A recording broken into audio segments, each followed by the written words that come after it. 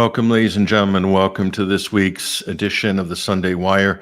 I'm your host, Patrick Henningsen. We're streaming out live on the Alternate Current Radio Network, also at 21stcenturywire.com. We're also streaming out live on X, YouTube, Rumble, and also on Facebook, hopefully, Facebook Live at the 21st Century Wire fan page there, and also on our other X account, the corporate account, 21stcenturywire.com account. We're live on all those platforms. We've got a really incredible show for you today. So in case you haven't seen the bumper today, this is all about the election circus coming up in a couple of days, November 5th, right around the corner. We're going to try to break down what's going on with this election. There's a lot of things to unpack. There's a lot of things going on. We're going to try to track who is looking more favorable in certain polls and not so much in other polls. It's pretty much a dead heat from what I can see. We'll talk about the swing states, Kamala, Trump, what this means for the country, the division in the country. We've got a lot of stuff to share with you guys. We're going to have a couple of great guests. We're going to bring Bryan McClain, a.k.a. Hesher, host of the Boiler Room on ACR, and Craig Pasta Jardula is going to be joining us as well. Somewhat of an election aficionado, haven't been an international election monitor. I'll be trading notes with him on that topic as well. I got my feet wet doing election monitoring in 2024 internationally. That was certainly interesting. So we have a lot of stuff to break down with regards to the U.S. election. Let me bring on to the stage right now Craig Jardula. Craig, how you doing? Welcome to the program. Good, Patrick. Thank you for having me on. That was the Russian election you got to observe, I believe, right? That's right. The Russian election. It was tricky. It was very tricky, especially in the new regions, as they're called, in Donbass. But I got a chance to look at different regions around the country and in the new regions and so forth. How to run an election during a war. That's also an interesting little side note there, but we can talk about some of these aspects. But there's another war going on, Craig, in the United States, and a lot of people think that we're looking at the beginnings or the early stages of a civil war, irreconcilable differences, not like previous civil wars, something totally different. That's why it's hard for us to put our finger on this. But I want to bring Hesher onto the program as well. He's the host of the Boiler Room on ACR. He's also a co-host on the Sunday Wire here with myself, formerly TNT Radio live host as well. Hesher, great to have you with us. Hey, good to see you guys. Thanks for having me. So you guys, there's a special Sunday screening up I want to point you guys to. Here it is. It's called Awakening from the Dream. I love these types of documentaries. This is up at 21stcenturywire.com because this shows kind of perspectives from both sides, because it is so polarized right now. You can't even get a word in edgeways doing any kind of objective analysis. And I want to show you guys as well a clip from this documentary, which I found to be fascinating, which is why we're featuring it, Awakening from the Dream. What they're basically saying is that the American dream isn't delivering, and this is one of the reasons why things are so contentious, so polarized in the U.S. Watch this clip. This is a little snippet from this. It's from a Turkish production company that went to the United States to film this, which I thought was really interesting how they framed it. You'll notice some of the commentators as well. Take a look at this. I want to get your comments, guys. I'm Chaz Freeman. I was a career diplomat for 30 years. I had a very exciting career. I was the interpreter for Richard Nixon during his visit to Beijing. If I were a diplomat in Washington reporting on American politics, as you are doing, I would say that we are entering a pre-revolutionary period. Almighty God, amen and amen.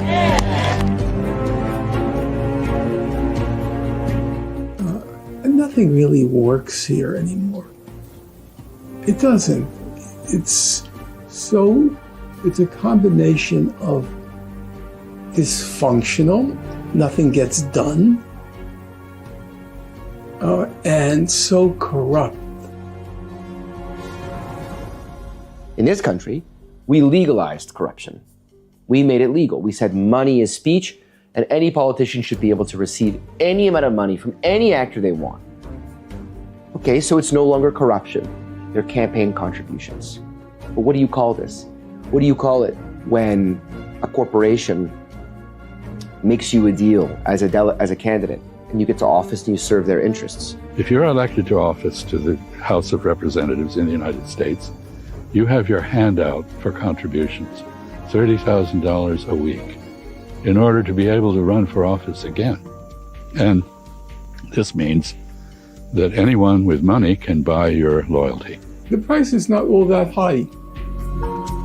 Most people can be bought off for a relatively small sum. And even if it's a large sum they want, the ruling elites are so rich now, $50 million here, $100 million there, they could buy off anyone. And so corruption is endemic. And the public understands that, which is why they hold the Congress in such very low esteem. All right. Well, I can't argue with that analysis. I mean, that's triggering the rise of populism, left-wing populism, right-wing populism. Craig, we talked about this on your show with your colleague as well recently. What's your reaction from this film clip, Craig? And let's consider that a segue into the 2024 general election conversation. Go ahead. Well, he hit it right on the nose. Like, I think at the end of the day that, unfortunately, Americans are very much distracted. They're only looking at surface level, whether it be the border, whether it be our elections. And that movie, I can't wait to see this because it really got to the crux of the issue, and it got to the crux of the issue really quickly. You know, one of my problems when I started doing this business is I would bury the lead. I'd give you a lot of noise until I got to the point. And somebody was like, would you make the point already? This particular movie, and I can't wait to watch it, got to the point of the problem right away. It started there. So I think it grabbed a lot of attention from a lot of people right there. And, you know, I mean, it's almost like parallel. You said let's use this to segue into elections, but that's the issue with elections today. Everybody's only looking at the surface. You know, I've had a lot of shows. I've done a lot of work when it comes to elections. I've spoken on solutions panels and whatnot. But at the end of the day, I mean, I'm still kind of spinning my wheels as a person who looks at elections. And, you know, I've come from the hospitality industry, and I was a poker player. I played a lot of poker in my life. And one of the most famous scenes you'll see in this movie called Rounders, which is probably the movie most resembling the poker life out there, is when the lead character played by what's his name? I keep forget his name all the time, but Mikey, whatever. He goes and he's a poker player. He's a young law student, and he's in a room with a bunch of judges and some of the most brilliant minds in the world. You can hear on the voiceover as it's going on, but they don't know anything about the game of poker, and he's actually teaching them how to play poker. And these are some of the most brilliant people in the world. Well, I often say you're not going to be familiar with the waters you're not swimming in, and that's the problem itself right now. Is people, how do you get them interested into elections? It's a boring topic for a lot of people, right? They're like, oh, well, how hard can it be? You know, it's, you got column A, you got column B, you pick this guy, you pick the other guy, you count it up, and that's it. And let me know who wins, because I got to work 3 doubles this week because I got a lot of stuff going on. So unfortunately, it's finding a way to get people interested to understand that this is one of the most important fights that we have got. Whether you want to save the whales, you want to end abortion, you want to stop the bombs from being dropped. If we don't take care of this problem we have right now, and it is a big problem coming from a guy, Patrick, who's observed elections in Latin America, 5 or 6 of them by now, right? This is the biggest problem. And if we don't get to the crux of the problem, it's never going to be fixed, and we're never going to live in a true democracy, because a true democracy is only as sound as the vessel that is used to pick the people who represent that democracy. And right now, things in 2024 have gotten worse. They haven't gotten better. Which is incredible, with all the technology, all the hindsight, the wisdom, all the collective intelligence, supposedly all the expertise, all the great systems analysts and the McKinsey companies of the world, the KPMGs of the world, certainly Surely it should be getting better, right, guys? Should be getting better, more efficient, more transparent, more trustworthy. But the opposite has happened. How on earth have we got to this point? We're going to unpack that. Hesher, your reactions on this this clip from the documentary from this week on the Sunday screening. Go ahead. Yeah, how did we get here? I mean, that was the plan, right? We were going to enter the age of the internet. We were going to be a global community of countries. We were going to bring up the developing countries to where we were at. We were going to bring, I'll use a bad word here, equality to people, justice to people. We were going to do things like that, right? We were going to end war. We were going to end famine. We were working towards all this in the 90s, right? Like up until 9/11 happened. And then the message started to change. And the messaging got worse and worse and worse after 9/11. And the killing increased. And we started having wars on concepts instead of with countries. It's we're beyond the point of thinking that this is just a failure. This is just corruption out of hand. I mean, yes, there's out of hand corruption, but we're at the point now that the thing that I took away from that clip was the polarization. All the polarization that has been foisted upon us as Western nations, and in particular here in the United States. All that cultural warfare has led us to a point where we can't be anything but polarized. Everything that shouldn't have a political veneer around it is just drenched. It's completely quenched in the vapid oil of polarization. So either you embrace the polarization and you pick a side, or you're useless. It's and more people want to be independents now. But when you're an independent in this environment, no one wants you, right? You don't fit in with the right unless you take all their talking points. You don't fit in with the large conservative machine unless you accept that your luminaries are now Tulsi Gabbard, RFK Jr., Donald Trump, and Jordan B. Peterson and everybody associated. It's like you're not supposed to look into their government contracts. You're not supposed to look into their close ties in some cases with the Friends of Jeffrey networks. And there's this whole Peter Thiel thing going on. This little group of crypto conservatives who are out there saying, yeah, this is the way, and if you don't, if you criticize us, you can't be part of it. Now the right that is so engaged in populism is completely behaving like the left was behaving. They want to cancel you if you don't say I love Trump and Trump's going to save the nation, or I forgive Jordan B. Peterson and Elon Musk for being part of the World Economic Forum. Then, oh boy, you sure shouldn't say those things, or you can't be part of the club. So they're just alienating anyone that wants to keep an independent, critical thinking sort of point of view here, and shooting themselves in the foot, because this does end up with everybody ending either completely tuning out or becoming, of that ilk, and that ilk is the next step on the way to political violence.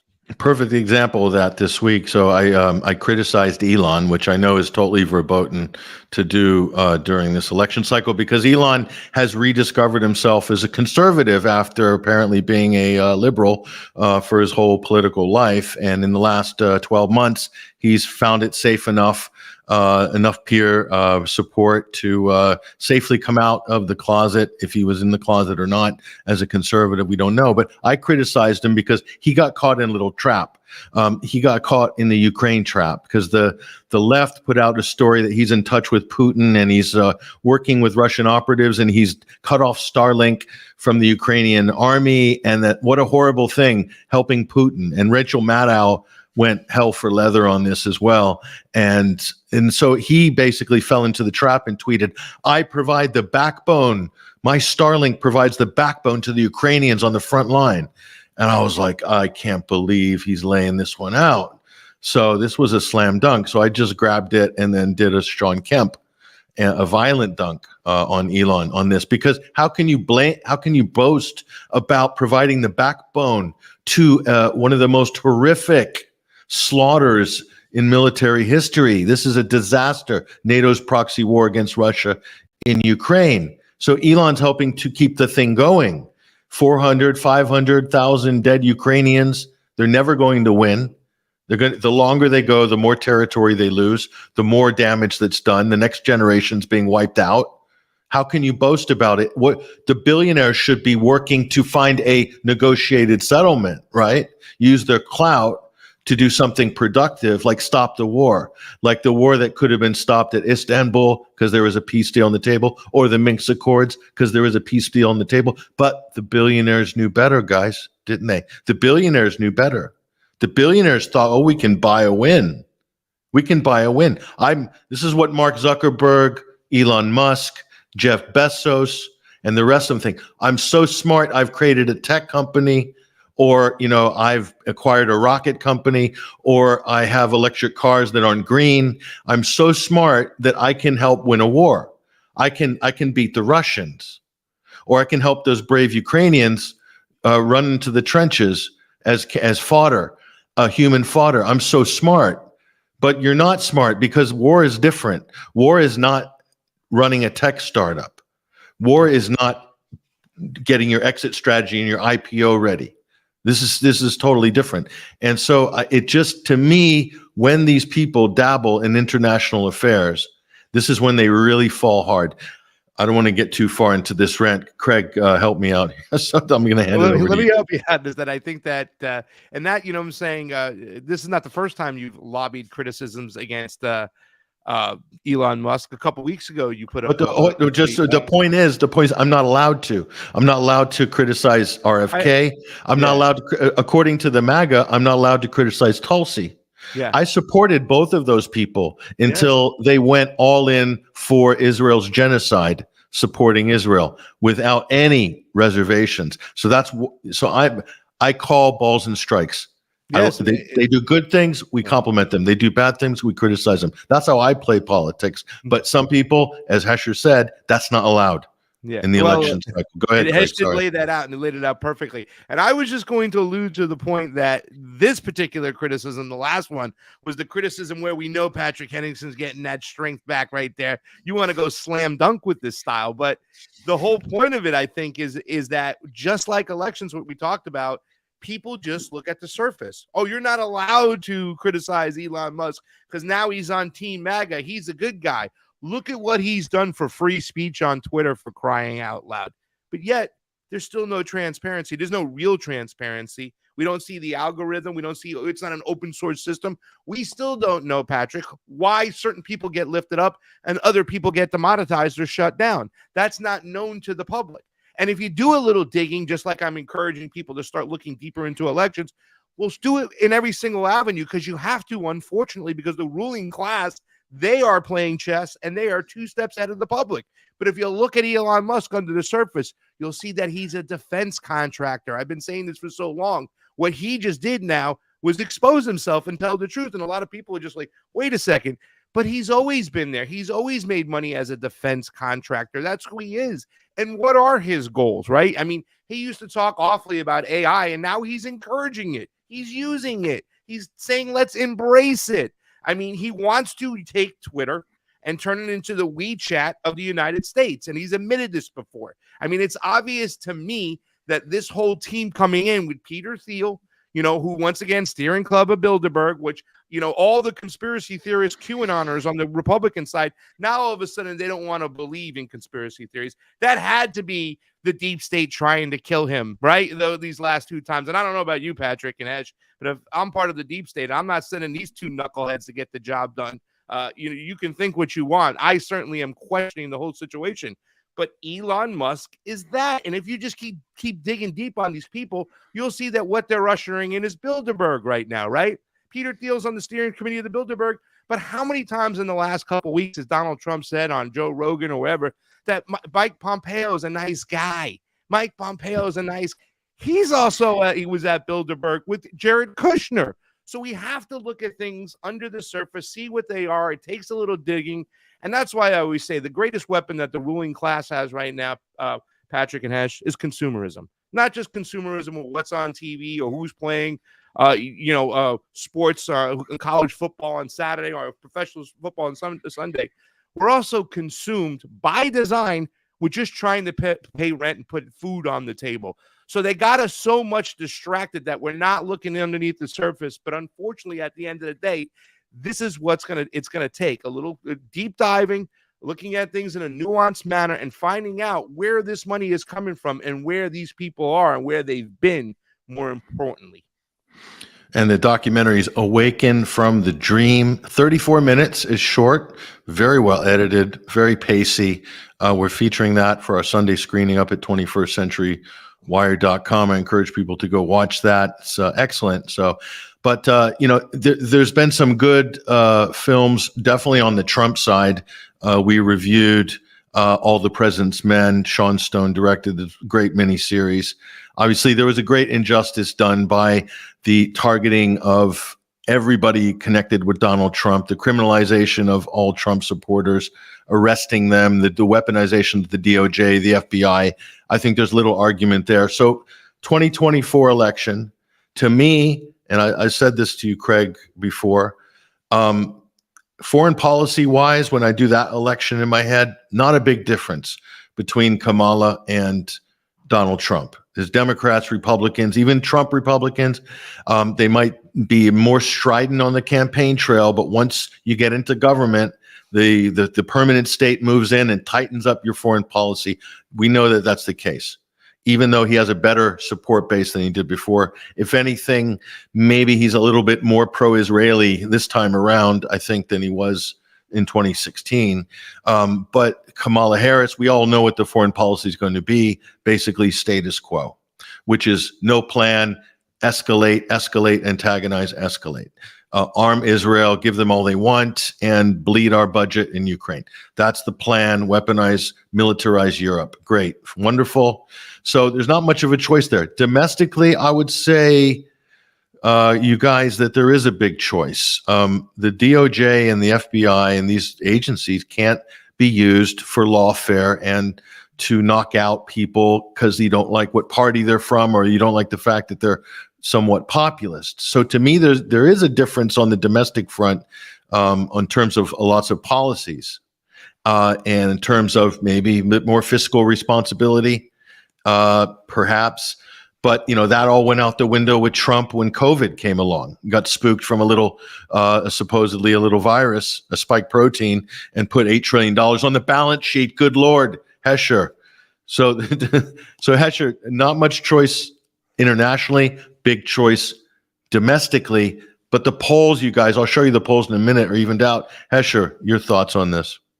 Yeah, and again, it's like, it's really easy to fall into the team sport of power politics. It's really easy to have glee at seeing Donald Trump sitting there talking to Joe Rogan for 3 hours. It's really easy to compare that to Kamala Harris, who can only show up on Saturday Night Live. She's not willing to sit down with anyone for a 3-hour open format talk. So props to all of them for all of that. It's obvious, I think a lot of people at this point, if they're like me, they're more interested in seeing the Democrats lose than they are seeing Donald Trump win, even though you get both if that's the case. But it's like, when you really think about that conversation, let's pick on Joe Rogan for a minute. Good interviewer, good personality, all that stuff, but frustrates people because he didn't ask him about Operation Warp Speed. He didn't ask him about changing his views as a vax skeptic in 2014 to where he landed on that topic in 2020. He didn't ask him why he still goes around saying that he's the father of the mRNA jab and that this was the best thing ever, and he doesn't go after him for any of that. He didn't go after him for giving Fauci a medal. He didn't go after him for his praise of using war powers to make companies like Dyson create tens of thousands of ventilators, which killed so many people. He didn't ask him about the CARES Act, and how all this turned into the largest transfer of wealth we've ever seen, perhaps. He didn't ask him about indicting Julian Assange.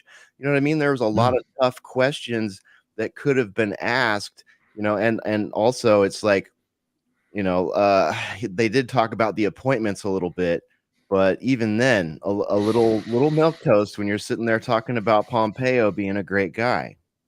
Yeah, Mike Pompeo, just the news flash, exposed as plotting to assassinate Julian Assange, caught up in a very embarrassing spiring. He is the deep state's deep state. He is the embodiment of a deep state. Mike Pompeo, the Atlantic Council, that whole machine, going over to Israel in the IDF base, dancing with the kippah on, really showing his loyalty to Benjamin Netanyahu and the Zionist project, despite the fact it's a total disaster.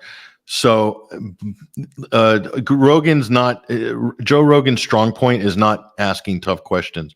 It's an attaboy format. Okay, it's a friendly format and nobody who's not friendly with that side of the conversation will ever go on that show.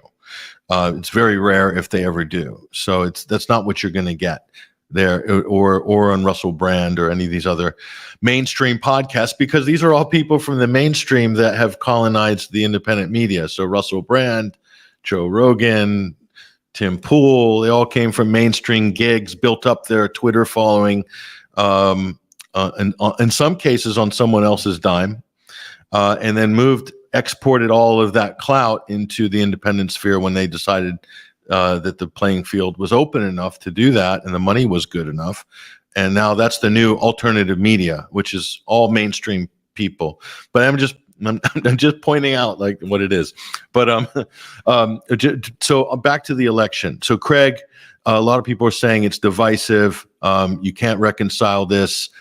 People are tearing each other's throats out. Now, this is what Real Clear Politics polling average said last week. That was October 25th, final week there, end of the final week before the election. Trump tied with Harris neck and neck nationwide. Polling averages 48.5% across the board. Okay, so that's pretty close. That's what we expected. But then this is where I want to get your feedback on this, Craig Hesher, as well. The swing states. Tell a slightly different story. We've got Trump up in all of these major swing states, bar one. So this is an interesting development as well. We'll leave that up on screen. That's, again, Real Clear Politics polling there. So Trump's got this edge in all of these main swing states, and this is a good spread of the polls here. So across the board, listen, it's close. It's close. And I remember 2020, guys. I know some people want to forget it, but it was very close. And there was that 3 a.m. surge that Biden managed to pull off that still confounds everybody.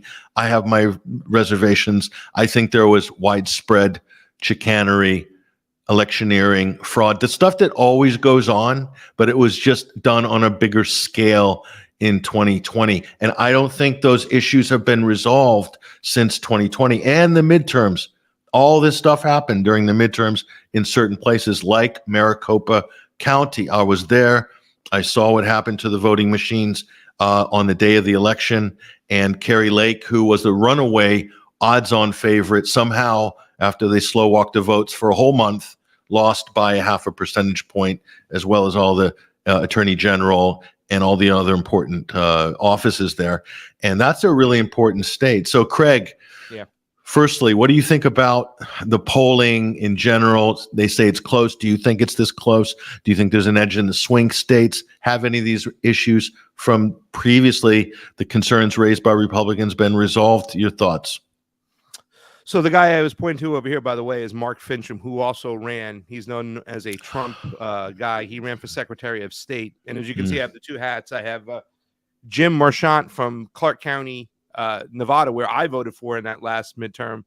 and Mark Fincham, who is also known. Both of these guys are known as MAGA, America First people, but I don't get caught up in that. The only thing, my stake in the game when I go to vote too as well is elections, right? As an election integrity activist, I believe it's one of the most pressing issues and we need to fix it.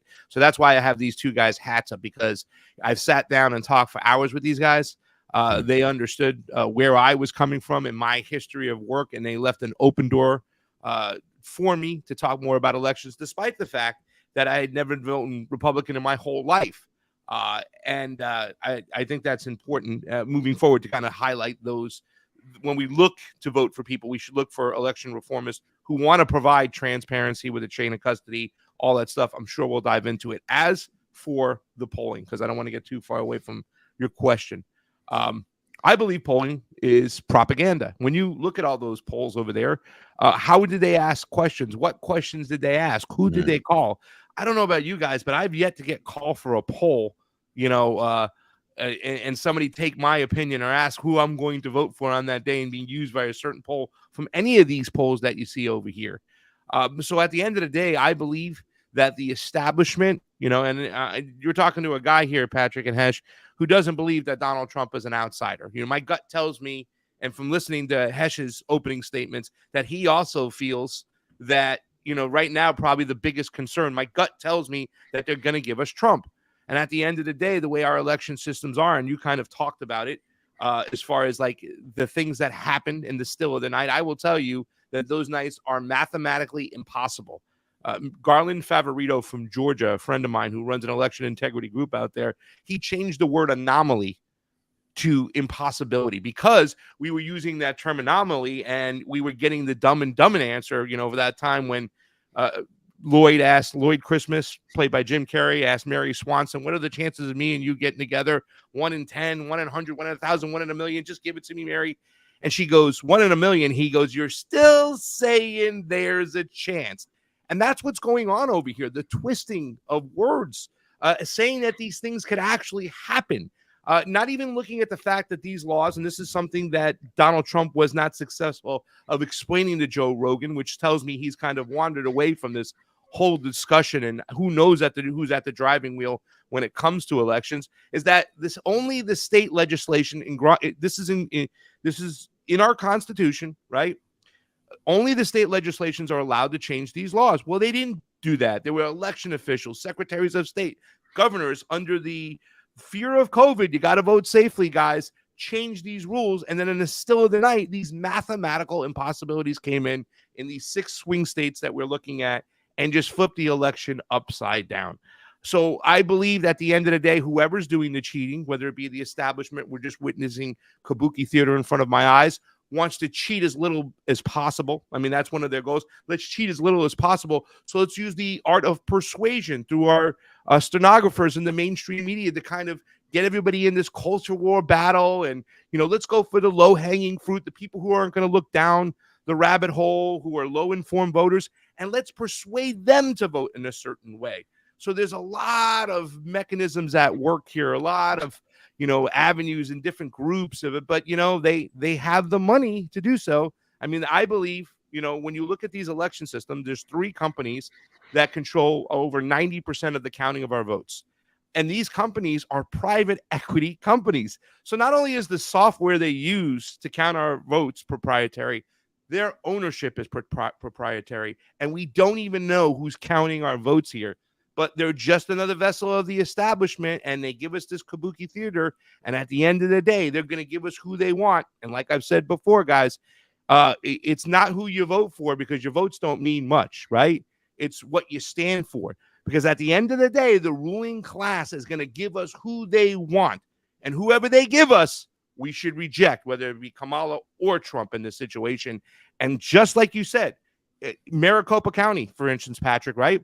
Those laws in Clark County, I know, that they changed during COVID have been made permanent in some of these swing states over here. So that's when I say things have gotten worse. No, in Clark County, they still have ballot harvesting. They still have, mass mail-outs. And you know how many people leave Las Vegas. Las Vegas is the main town in Clark County. People die all the time. They leave Vegas all the time.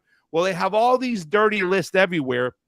in this particular election environment, you don't need voters to swing an election. You just need ballots. They're even exploiting immigrants right now for their ballots. In other words, in Nevada, in Clark County, when you go to get your license or you re-register your license, you're automatically registered to get a mail-in ballot, right? The immigrant who gets his license or gets his license renewed, and they want that to happen right now because if these guys are going to be out there cutting our lawns, cleaning our pools, doing all the jobs Americans don't want to do, we should at least make sure they're driving safely in the street. Same thing goes New York. Same thing goes California. Well, it's the exploitation of that ballot. And all these rules that were temporary when things went crazy in the still of night are now made permanent in some of these counties like Clark County. So that's why I say just put your seatbelts on. But as far as the polling, back to your question, I just believe that's propaganda, which is part of the whole mechanism in which we have this election engineering going on, made to make believe that we actually have a democracy in front of our eyes and we actually have choice when we simply do not. Yeah, and Clark County is one of those important. Nevada has become an important swing state, obviously, along with the others. Arizona and Nevada, kind of new swing states next to Pennsylvania, Georgia, North Carolina, Michigan, Wisconsin, the Rust Belt, but also Minnesota somewhat, not quite yet, but flirting with swing state status. But Arizona and Nevada become very consequential. Arizona has always been regarded as a red state, but not anymore. So it's very tight. It's very much right down the middle. Mark Fincham, Secretary of State, that's an important job at the state level because they managed the election. And the girl who ran for governor, Katie Hobbs, was in charge of the election when she ran in a controversial election that a lot of people contested. If that's not a conflict of interest, folks, I don't know what it is. But even worse, the Obama came down stumping for Adrian Fontes during that election as well. Why did Obama come down just to campaign for him? Because that is the new Secretary of State, as far as I can say, and also the Attorney General. So the Democrats have always understood since the days of Tammany Hall that you have to control the mechanics of the elections, what they call the machine. Harry Reid had a machine in Las Vegas, which I'm sure you're very aware of, Craig, and all these traditional machines, the Mayor Daley machine in Chicago, the Detroit machine. So people they always say, oh, how can you throw an election in the United States? You'd have to have people in all 50 states. No, you only need, there's one or two key precincts in counties in swing states. That's all that matters. Everything else is spoken for, is it not? Hesher, go ahead. Yeah, absolutely. Craig, I'm glad you brought up Garland. I'm a friend of Garland's as well, and he's an amazing man. And a lot of people don't know or don't emphasize that he has a background in cybersecurity. I do as well. I've certified well over probably, I don't know, somewhere sub 1,000 servers, laptops, and desktops to be deployed in government environments. So I know a lot about the rigor that is required for a mission critical system, a computer system. And I've looked deeply at the cybersecurity posture of a lot of these Dominion machines and the other machines that are used, and they're atrocious. The cybersecurity posture of these machines is such that if I had turned in a cybersecurity certification with a machine that had some of these vulnerabilities in it, many of them category 1 vulnerabilities, I probably would have lost my job or been held responsible. As the cybersecurity person, you can actually be held responsible for things, I believe. So there's that aspect. And then there's this whole network there's all these different threat vectors for vote integrity. And a lot of it is now, like you guys were saying, is part of the legal system. So the secretary, you've got in any area, you've got the Secretary of State, you've got the county recorder, you've got the DA, you've got the armada of lawyers. All right. the blue team in particular has just armadas of lawyers everywhere that will go in and quelch any sort of case that anybody brings to it. You've got the judges. The judges will throw out any good case. They say there's no evidence of this, that, and the other, but that's because you haven't taken the case. There's no evidence of it because you haven't allowed a case to be seen that presents the evidence. You can't say there's no. On that point, Hesher, this is a fundamental issue, what you're bringing up, and it's also a problem because it's such a short space of time between the end of the election, and when they slow walk these votes, they really compress that window of opportunity to contest legally or otherwise, to contest some aspect of an election. And what happens in America, and Americans are very good at this, this is a tradition in America, hey, we just need to move on for the good of the system, peaceful transition of power. It's tradition in America. Don't rock the boat, just accept it. We'll swear them in the new year. Come on, why are you going to be a party pooper? That's a very American position to take. But that's the problem, Hesher, is that judges are political. Even Trump-appointed judges are feeling the pressure to say, no standing, chuck out Rudy Giuliani's 1,000 affidavits and whatnot. Just didn't even hear the light of day. And then the press will spin that as, well, there was not a shred of evidence of any election fraud in 2020, and no judge would hear the case. Therefore, it's, the issue is moot, as they say. So, Craig, I mean, even if you did have evidence, you guys, in the hand, and I sat through the hearings in Arizona, and it was very compelling, okay? And even intrusions right before the inspection, intrusions into the back door of the records and the machines.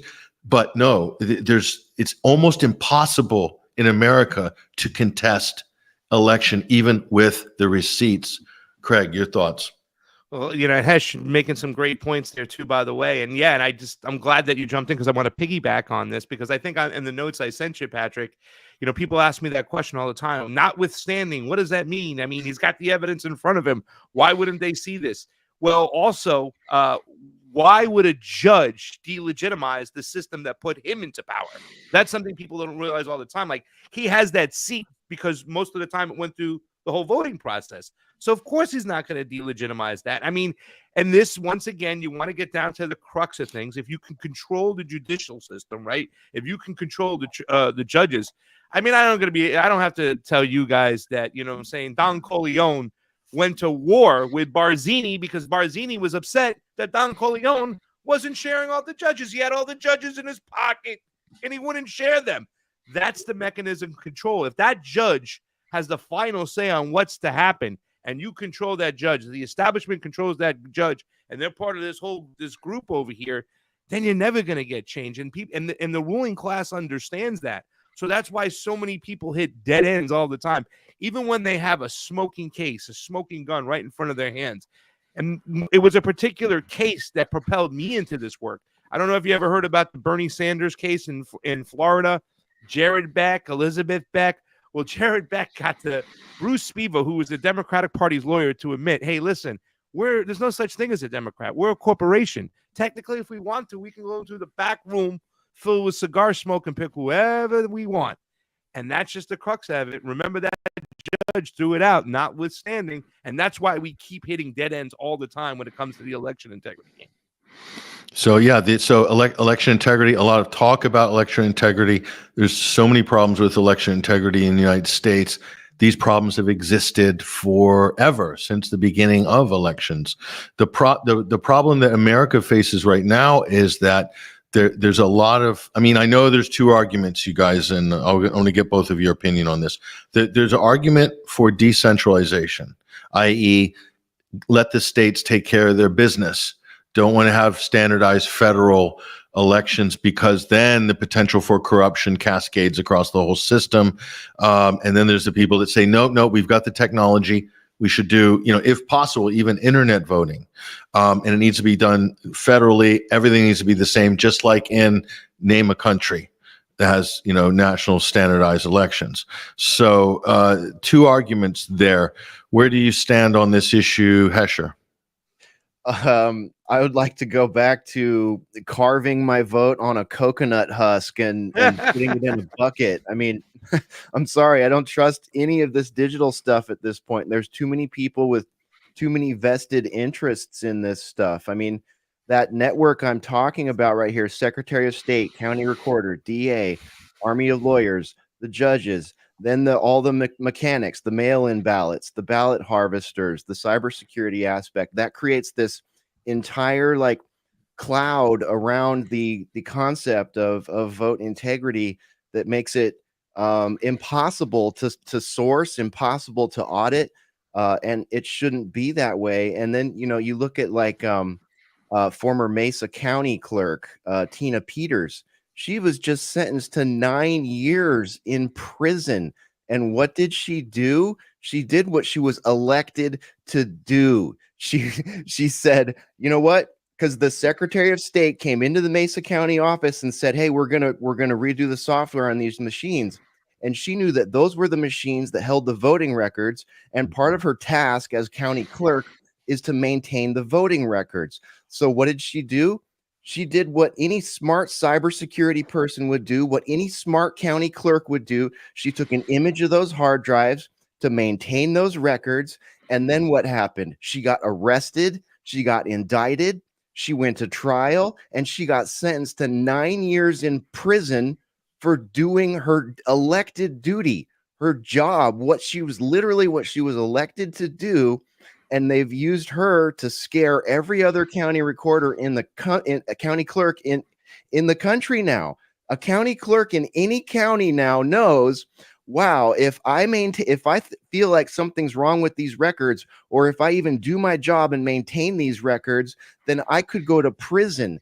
And Tina, she's a wonderful woman. I interviewed her on State of the Nation or the Bryan McClain show at today's News Talk. I can't remember which. I think it was State of the Nation. And she was just so genuine and so honest and so nice and did what she was elected to do. And now she's going to sit in prison for almost a decade of, her golden years. It's ridiculous. So, and look what they've done to so many people. That, Giuliani is maybe a more bombastic example, but it's like they go after all these people, they character assassinate them at the very least, and they imprison them at the very worst, simply for striving to, just in their own little county area, actually retain the records. They're not trying to necessarily change the vote. They're not saying it was stolen. It's just like, I'm doing my job. Secretary of State comes in. They want to wipe the machines. I'm taking an image of those hard drives. And then they call that election interference and put the poor lady in jail. They call election denial. This is a new term that's come up, election denial, which is usually associated with religious doctrines and dogmas. Denial, if you're this denial, that denial, Holocaust denial, God forbid, the worst possible of all denials. Election denial is like right up there on the scale of bad denials in this world. Election denial. So you can't deny the results. So Craig, the problem here is America is set up in a political culture whereby it's impossible to question any aspect of an election. And to me, this is like the ultimate like petri dish if you want to culture corruption. Yeah.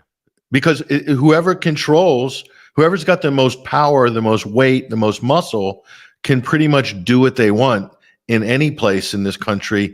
And it's tough luck. If you want to challenge it, you got to get past our judges, you got to get past our recorders, you got to get past our election officials, and like, for instance, Runbeck Printing Company in Arizona. Tell us about Runbeck, but and why that's important. And the chain of custody issues is important for those people that are paper ballot purists, because that has to be sorted out. But what do you think about this, Craig? This election denial, election interference. These terms are just overused to the point where they're really actually doing damage to, I think, due process in this case. And then tell us about Runbeck. Go ahead. Wow, there's so much to unpack there, and you're right. I wanted to make a shirt saying I am an election denier, and that's what January 6th was all about, right? I don't know whether, the punishment or what preceded January 6th from the attack from the Democratic establishment was all about making sure they scared the bejesus of people like they did to Tina Peters and anybody else in her position to ever talk bad about elections again, right? Like they're trying to make it criminal to do so. And the majority of January 6th, and I was there, I didn't go into the Capitol, I was outside the Capitol, but I was also at the ellipse where Donald Trump spoke. Little secret over here, breaking news, the people that heard Donald Trump speak were not the people who bridged the Capitol. It was far away. But that whole gathering was all about getting some decency, some transparency in our elections.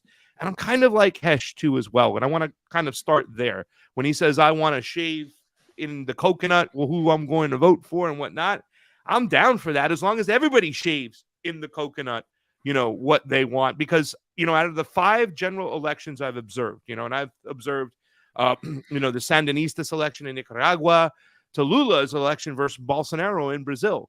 There are national systems, right? It's a national system. And they do that so there's no confusion. Everybody understands how the game is played and what the rules are. They make it as simple as can be. You're usually voting for one position, one job, not 27 jobs like you are in America. And I think that's also by design to keep it very confusing and keep the status quo. And there's transparency across the board in that national system, by the way. We have public counting. That's so important. They open up the ballot box in front of everybody. They take it out and they show and they mark it on the board. All the parties are involved. The people get to see this process. But you can't do that in America because why? We got 27 vote. You're voting for 27 positions. You got to vote for assistant dog catcher of your city, and that has to be counted there as well. That is all by design, and if anything, you watch the Arizona hearings. I watched them too, Patrick, right? I thought those hearings were very educational as well. If you couldn't see the greatest scam, because I call this the greatest scam, it might not be the oldest scam, but it's the greatest scam in the world. I think the United States ruling class has against its people. The fact that they say to you that you can't have clean, real, free, and transparent elections with a chain of custody, and you get results that night. That's the biggest scam in the world, that you can't have that. And that's the eye-opening thing you see when you go observe elections everywhere. Arizona hearings, it revealed the circus for what it is. We have this department that's going to count the early mail-in ballots. This department's going to count the day of the ballots. And this department over here is going to count the mail-in ballots that come in for the next 2 weeks, because as long as they're post-dated by this date, they should be counted. This is all by design. They want to keep it as confusing as possible. That's why when Hesh says, I want to carve it in a coconut, he's really speaking the language we all need to speak, because that's what it's about. When you see these elections overseas, you see the uniform of the elections in the whole country. And when I observed the Nicaraguan election, they gave me a choice. He said, you're here to scrutinize our elections. That's why we brought you here. Where do you want to go? You pick it. And I picked the other side. I went to the other side of Nicaragua, away from Managua and the Caribbean coast, and an autonomous zone in Bilwi. Well, guess what? That system is the same system right there. That system has transparency. That system, the public is involved. The purview, it's in the purview of the public. If to cheat an election in Nicaragua, to cheat an election in Colombia, you got to do it in front of the people. It's almost impossible. So for us, it's a return to simplicity is what the United States needs. It's what we have to do. And all these other companies, we talked about all these private equity companies. You talked about this company called Runbeck, Patrick. Well, I was speaking at the solutions panel on Patrick Burns's American project, which is great that he invites guys in like me to sit there and talk about elections. The only problem is that, that old saying, the left blames everything on the right and the right blames everything on China. He dupes the people and tells you that it's China swinging our elections when it's not. But providing those platforms, I was able to ask those people in the audience and your audience right now watching at home, do you know who makes your ballot? Who makes your ballots? I tried to coin this phrase they're called mail-in ballots, but I call them mail-out ballots. The mail-in ballot, once you mail it out, there's no chain of custody. It can get into a drop box. Nobody's seeing the whole process in which it's being transported. It can end up in somebody's hands, be changed, whatever. But there's no chain of custody when these companies like Runbeck, who also are private equity companies and zombie companies of another zombie companies, you don't know them. There's no chain of custody when they mail out your ballots. So basically, whoever they signed the contract with, Runbeck, in the case of Arizona, was Katie Hobbs. That's who Runbeck works for. And the system we have, which I told you earlier, that you don't need voters to swing an election, you just need ballots. What's to stop run back, since there's no eyes on them, there's no chain of custody of them printing up a bunch of ballots and giving them to somebody on Katie Hobbs' staff, and then her taking those ballots and giving them to somebody else to harvest those and put them in a drop box? Nothing, right? I mean, I think they've been changing some of the rules. Let's move the drop boxes into the voting centers. I know in Clark County, ballot harvesting exists. The only thing the conservatives got was the fact that they moved the ballot boxes, those drop boxes, into the vote centers. And Hesh talked about earlier, another thing about the vote centers, it makes it impossible to audit. I mean, they have all this confusion, all this craziness, all these companies like Rumbeck and Dominion and ES&S that came out of the HAVA Act. I mean, a lot of people, when George Bush, they talk about the Gulf War, right? Oh, not the Gulf War, war in Iraq. They talk about the AUMF.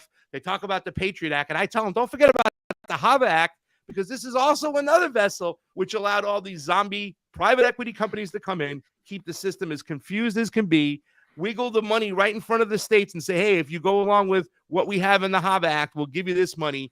And now we have a system that's turned completely upside down. They've pitted the people against each other, so there's no clarity. We can't get this straight. And we are just in a rut. And companies like Rumbeck and all these other companies, they're holding the keys to the kingdom right now. Oh, I'm so glad you brought that up. So on the back of the Al Gore, George Bush Jr. hanging Chad controversy in Florida, legit controversy. And there might have been untoward election shenanigans going on there. Certainly many believe that there was, including Mark Crispin Miller, who we've interviewed and who's written on the topic, and also in 2004 in Ohio as well.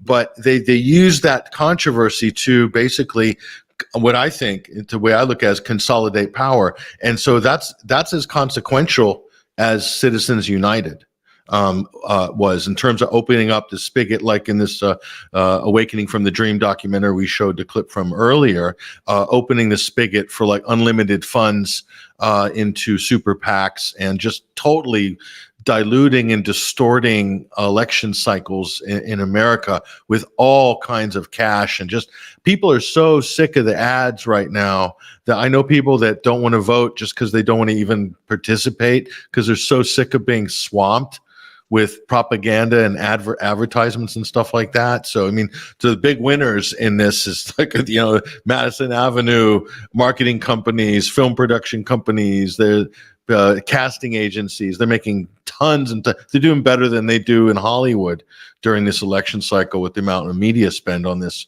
But Hesher, on what Craig talked about, all important issues. So we've had this infiltration, this greater consolidation of corporate activity and control over the mechanics of our elections in America. And as Stalin said, what matters is who counts the votes. Hesher, go ahead. Yeah, it's sort of like a war of voting attrition. You just pound the public with bigger and bigger and bigger steals as time goes on, and all of a sudden it's like there's just this, people just start walking away from it. It's like, okay, I'm out of here. This is just not working. This whole thing is not functional. So you've got your populists and your doomsayers that think the country's gonna fall apart if the other side wins, and then you've got everyone else, and that's such a large number of people that have been alienated and disenfranchised by the shenanigans, and even if they're not aware of what we're talking about here with the intricacies of how the various threat vectors for vote integrity, simply the advertisements are enough to turn them off. We talked to a family member the other day that was like, I can't wait for this to be over because I'm sick of the advertisements, especially people that watch cable television. I don't know who you are out there, but I guess people still watch that garbage. And it's just inundated with crazy political ads. You know what I mean? Crazy political ads. It's all about, oh, I couldn't get my abortion and I almost died, or oh, they're gonna take away your sex life, like all this creepy stuff, like way down in the culture warfare weeds. And it's really, really turning a lot of people away from the whole concept at this point. Yeah, there's a lot of big turnoffs, and and not just on both, so depending on who you ask, the candidates, certainly the left view Donald Trump as an existential threat to America, democracy. It's fascism coming to roost. It's the orange Hitler embodied, the latest avatar of Adolf Hitler, the reincarnation of Adolf Hitler. So if you believe all those things, and you're working in any of these election nodes, you don't need orders from head office. And that's what happened, I believe, in 2020. I knew there was a resistance, and they called themselves the resistance because I saw their notes to each other, because I know people who were in the resistance in Washington, D.C., part of the permanent state, and I saw it on their Christmas cards and everything like that. So I knew that had already begun after the election of Donald Trump. And they kind of went into full gear in 2020. The press, the censorship, big tech, Zuckerberg, the whole system kind of just basically focused on getting the result they want, and they got it. They got Joe Biden to break all records in voting when not even campaigning, which I thought was quite extraordinary.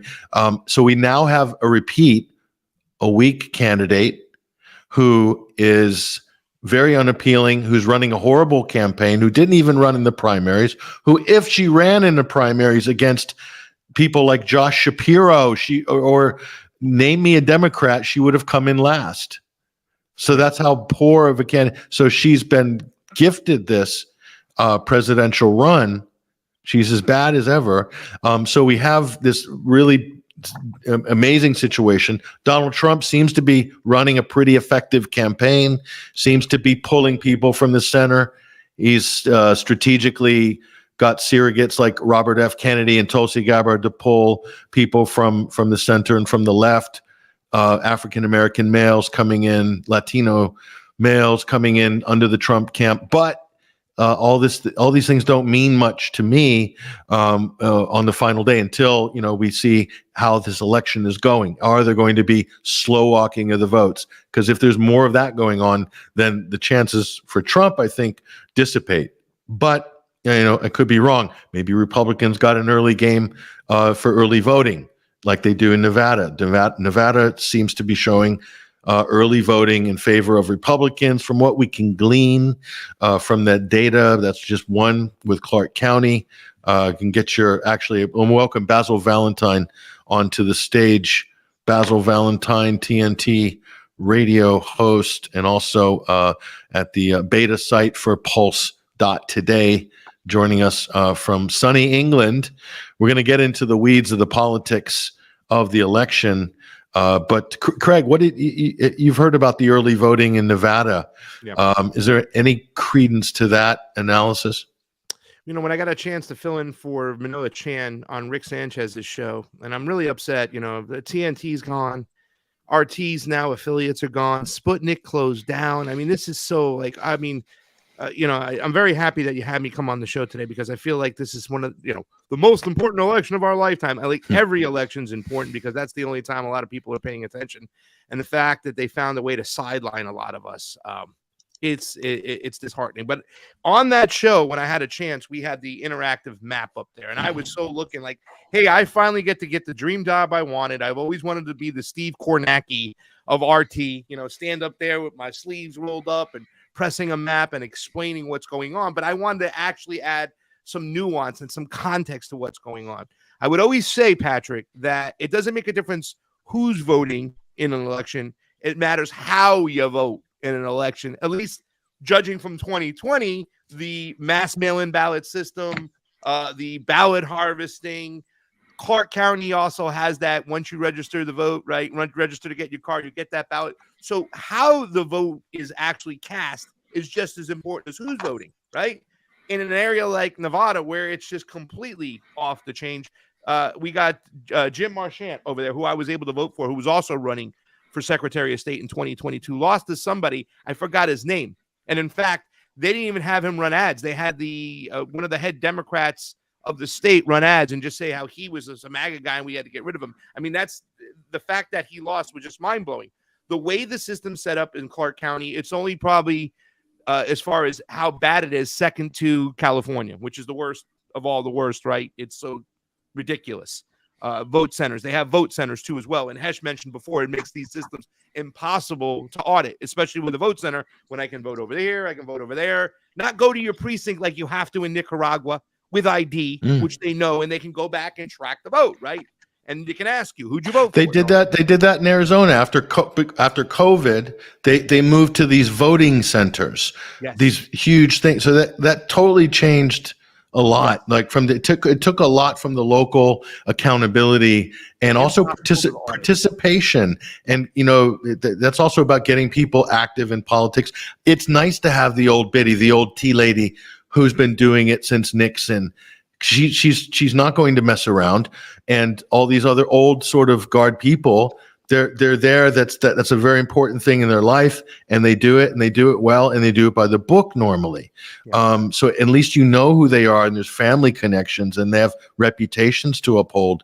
They can't just like toss an election like they did in 2020. So yeah, Craig, that's a trend right across the country because of a crisis. Again, because of a crisis, you get this massive change. Yeah, but Patrick, it's also about inclusivity. Stop being a white, Nazi over here. People who normally can't vote with vote centers and drop boxes now could vote. I mean, that's how they're selling it to you, right? That's how they're duping the public. This is about letting those who had a history of not being able to vote now. And now the disenfranchised, the disenfranchised, right? That's right. Standing up for the little man and the people with no IDs and. Yeah, but I'm going to call it right now. I'm going to tell you right now, because of the way the system is set up and the majority of the votes coming from Clark County, which is Nevada over there, whatnot. And let me tell you something. I lived there for a year. I had a show, AM Wake Up with Steve Poikonen, for a year. You've been on that show. Ain't no stuff going down in Vegas. I know they had the Vegas shooting, right? But most stuff doesn't go down in Nevada because everybody's packing. On our floor where we had our studio, there were 2 gun distributors there, right? It is a Republican stronghold place for the people who live there. It would be, if this was, and I believe if it was a fair election, Clark County wouldn't even, in Nevada, wouldn't even be on the map. Same with Arizona. But since they have all these mechanisms now in which they say you can vote, which is not the traditional way, vote centers, drop boxes, and like I said, Clark County has that automatic registration, which is another thing, because they're able to use that, the Republicans, to attack the immigrants who are not voting. Immigrants don't vote in mass. I lived in LA. I worked in the restaurant business for most of my life. They hide in the shadows. They will not take a chance. They know it's a federal crime and they can get deported immediately. They do not vote. But the exploitation of a ballot, like I said in the beginning of the show, you don't need voters to swing an election. You just need a ballot. They can exploit it like crazy in Nevada. So I am telling you right now, I'm calling it. Patrick Hesh and our new gentleman who just joined the show, Nevada is going to go to Kamala because of the way the system is set up. Basil is named. Thank you, Basil. So Basil. Sorry. We'll bring Basil back up. Hold on, let's bring him back up. All really important points, Craig. It is ostensibly should be a Republican stronghold, Clark County, but the demographics have changed. There's also universities. That's a great ballot harvesting opportunity because students come in and they leave. I'm still on the rolls, probably at University of California, where I went to my bachelor's degree. Someone's probably been voting for me ever since the 92 election or the 88 election. But Basil, what do you think about the election integrity issue?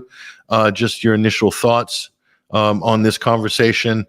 And do you think there's going to be shenanigans after the polls close on Tuesday? Go ahead.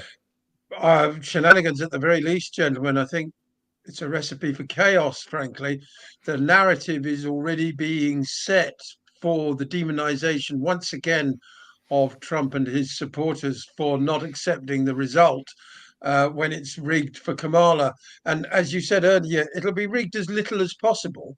They don't want to make it too obvious left, right and centre what's going on. But there's a piece has been stuck on the front page of The Guardian's election coverage for the last couple of weeks that reads, "The Big Lie 2.0.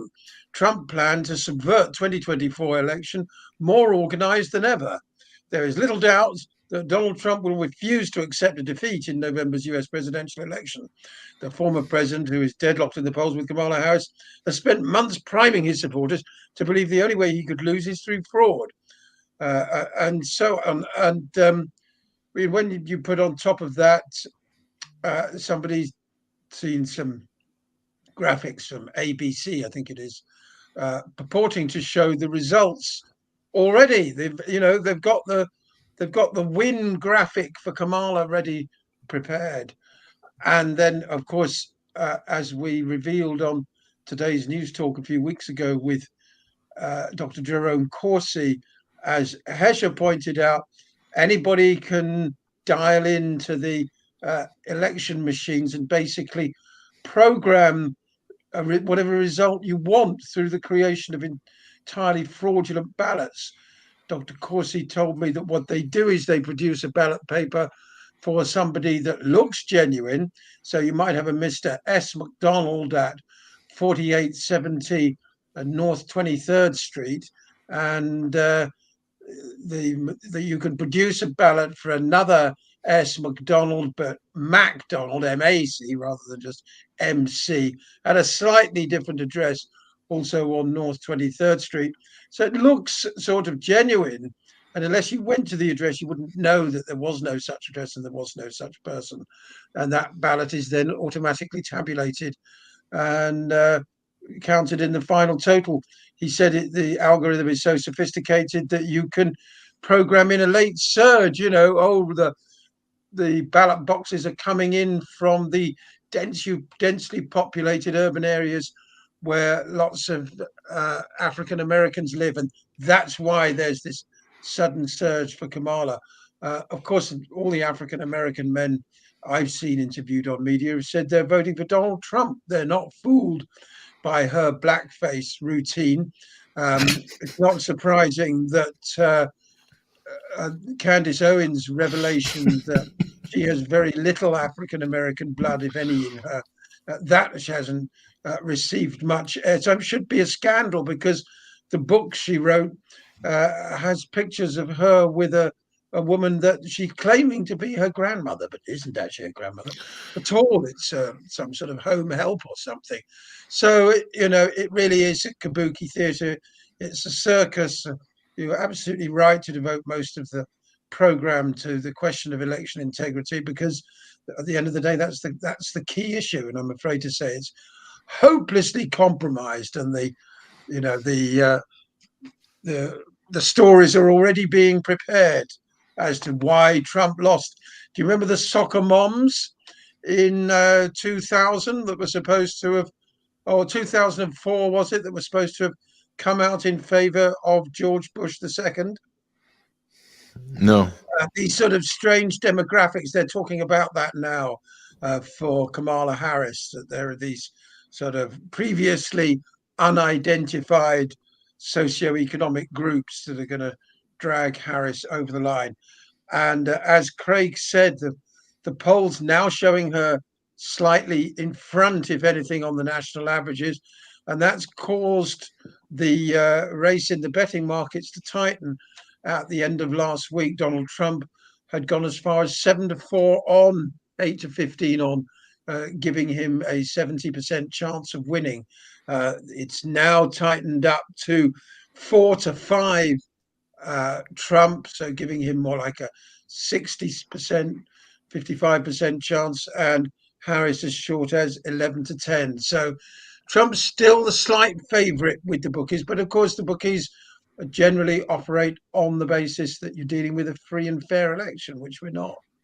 Well, that's the big X factor there in the analysis, and that's the uncomfortable part of the analysis, and that's the part the media struggles with, Craig, is they don't want to get into the weeds. Just like when they do their war or their foreign conflict analysis, nobody wants to talk about false flags, U.S. clandestine operations, George Soros color revolutions, NGO, Maidan style coups, soft and smart power coups. That's just too complicated. Most people don't want to go there because it's difficult. It's more messy. It's a difficult conversation. Same with elections. People don't want to talk about all the problems that could happen. And in terms of like how, let's say Pennsylvania is a good example right now, because this is one of those key, I guess it's type of a Rust Belt state now. It's got a lot of electoral votes. Definitely, you carry Pennsylvania. The wind is at your back. But there's a lot of conflicting, I think, political interests in that state. Philadelphia is a progressive stronghold, one of the biggest in the country. But then rural parts of Pennsylvania would be very pro-Trump. But this was a really divisive place. Went all the way to the Supreme Court last election. And Amy Coney Barrett, I think, abstained or went the other way on that very crucial issue with the election in 2020 with Pennsylvania on that. And that could have swung the election potentially. Craig, go ahead. Well, I just want to say that, I think this is a lot of kabuki theater. And the situation in Pennsylvania is so like, I mean, once again, only the state legislation is supposed to change election laws. They did not. Elected officials did that. That is against the law. I wish that Donald Trump was able to explain that on Joe Rogan, because Joe Rogan's like, what do you mean? They changed laws. Who's they? Tell who they is. But this is kabuki theater because, in fact, the one area, I don't know, Basil, 100% your opinions about what's going on, because we see this setup where it looks like they're going to steal it for Kamala. I think they're just going to keep it close and give it to Donald Trump, but keep it to the point they're going to flip the script and now have the Democrats going back to complaining the way they were before that last elections on how elections were unfair. Remember that? Elizabeth Warren. I get them both mixed up nowadays. Elizabeth Warren, all these other Democratic people coming forth, complaining about the machines, complaining about the softwares. All of a sudden, their lips got tight when the results were okay for them. So, I mean, that's what we have to be looking for, because I often think, what are the state of elections going to be like if Donald Trump wins, right? Then, right, everybody's going to go back to sleep. Remember that old saying, we go in there and we get Obama in, Obama got in, and everybody went back to sleep. All the activists went back to sleep because it was Obama got in here. I think we're going to see the same thing right here on the right, and this is something we have to be prepared about. We go back, Donald Trump gets into office, and then everybody kind of eases off. Hey, let's not talk about elections anymore. We won the elections. I mean, I don't even know what their solutions are. When I hear the pillow guy talk about it, right? It's like, what are we going to, the solutions that come up, Denise DeSouza did this whole movie about the mules, 200 mules, whatever it was. And he did highlight 2,000 mules. I wrote an article about it. What did you think about that film? Was there anything in that? Because it looked like a pretty compelling case, the way it was presented. There were some things in there that highlighted, but once again, he didn't look where the ballots are coming from. He didn't look into Runback. He didn't look into the ballot makers. He didn't look into all that. Instead, he wanted to blame criminals and immigrants and Marxism and all that other stuff. You know what I'm saying? And more importantly, it was the solutions. The solutions were so bad. When I sat with Mark Finch, and one ideas that I didn't like from this guy was thinking about putting a QR code on your ballot. Voting is private practice. Counting is a public practice. When you go to elections, for instance, in Nicaragua, all ballots that people vote on, there's 400 ballots on the table. All the parties are there. You show your ID, you get a ballot, you go in there, you mark it, and then you put it in the box, right? All the ballots are uniform. So now you don't know who that person voted for, but you know he voted, and you know that vote is in the box. So in elections, we have to be able to protect the voter, right, as well as the people who are counting the ballots, and make sure that it's a transparent system. So we don't have that, right? I mean, everything is just 2,000 mules. The suggestion, the solution was to put cameras on drop boxes. No, you need to eliminate drop boxes. You have to come with the fact that James Baker and Jimmy Carter from opposing sides got in a room, had a meeting on election integrity, and came out and said the quickest way for fraud, the easiest way for fraud in elections is the mail-in system, the mail-out system, whatever you want to call it. Mass absentee mail-in ballots are going to create fraud. So the solutions that the Republicans are bringing with Giuliani, even though he pointed out some great stuff, blaming Hugo Chavez, which was just ridiculous. I mean, this is the stuff. This is the problem. It's the solutions and where they want to swing you. So I am very concerned if Donald Trump wins this election, the election integrity movement is going to go back to sleep And you're going to hear once again, we were able to stop China, we were able to stop the Marxists, and the whole system itself is just as bad as it was beforehand. So if that happens, if you're right, Craig, if that's the result, and by the way, that would suit the establishment generally right down to the ground. Okay, they'd love for everyone to go back to sleep on this issue, but what it would do is erode the confidence, generally further erode the confidence in the system, because in 4 years or 8 years there'll be another election, and who knows, could be a different result. Overall confidence in the system erodes, and overall confidence in the government erodes, and that's going to fuel a lot of the things that the establishment doesn't like. So if they think it's a problem, what they've been saying, they're going to get more of it, Craig, not less of it. Yeah, and it also, to add to that, it also keeps people divided, right? At the end of the day, the mechanism of divide and conquer is still in play. I think you're going to hear the Democrats cry foul this time. And what's it all about, right? I think Hesh will probably agree with me that in this particular situation, when it comes to the Republicans, and when you look at the bigger picture, because of the COVID-19 or 1984, whatever you want to call it, the ruling class was able to get a lot of Democrats on QR codes and track and trace systems. You can't do that, the Republicans. They were too skeptical. But how can you get them now on the grid that Catherine Austin Fitts often talks about? The fear of immigrants. Immigrants are stealing your elections. So I think Donald Trump will win, but you're going to see like certain Republicans, maybe Carrie Lake, she'll have to be the fall woman. You'll see other Republicans, which they will blame immigrants, and that's a way of moving them onto digital IDs that Donald Trump okayed on Joe Rogan, right? This is what it's about. This is how you get people on the grid. So we got to look from all angles to see what's coming. But at the end of the day, I don't think we're going to have any real solutions on fixing this whole system. And Americans are going to be left in this whole quagmire and this divide and conquer mentality. So, I mean, it's and I would also like to add that I think that we're not going to get firm results for about 2, 3, 4 weeks in. That's another thing we'll get to. Yeah.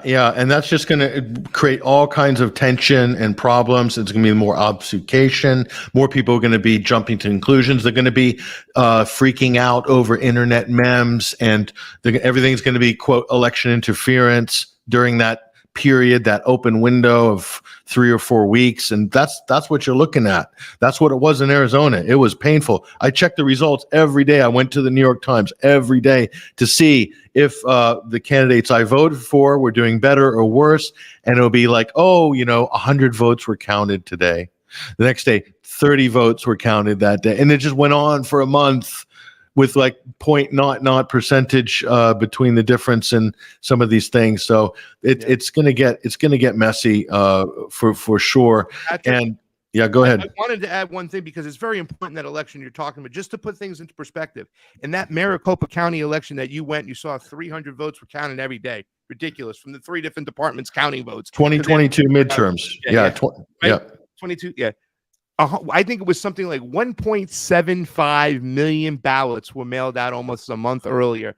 Almost 90% of around 85 to 90% of the eligible voters in Maricopa County got a mail-in ballot, because the rules they created, right? If you voted in the last one of the last elections in the last 10 years, you're on the list and you get a ballot. Not checking if you re-registered or anything like that. I mean, there's so many intricacies of this whole thing going on. But just to get to my point, 1.75 million ballots were mailed out. I think 800,000 of those ballots were turned in. That's almost 1 million ballots just floating around, Patrick.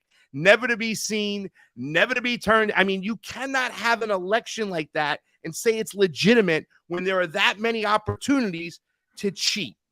It's just ridiculous. Sorry to interrupt. No, good point. Good point. Floating ballots. Hesher, any thoughts on this?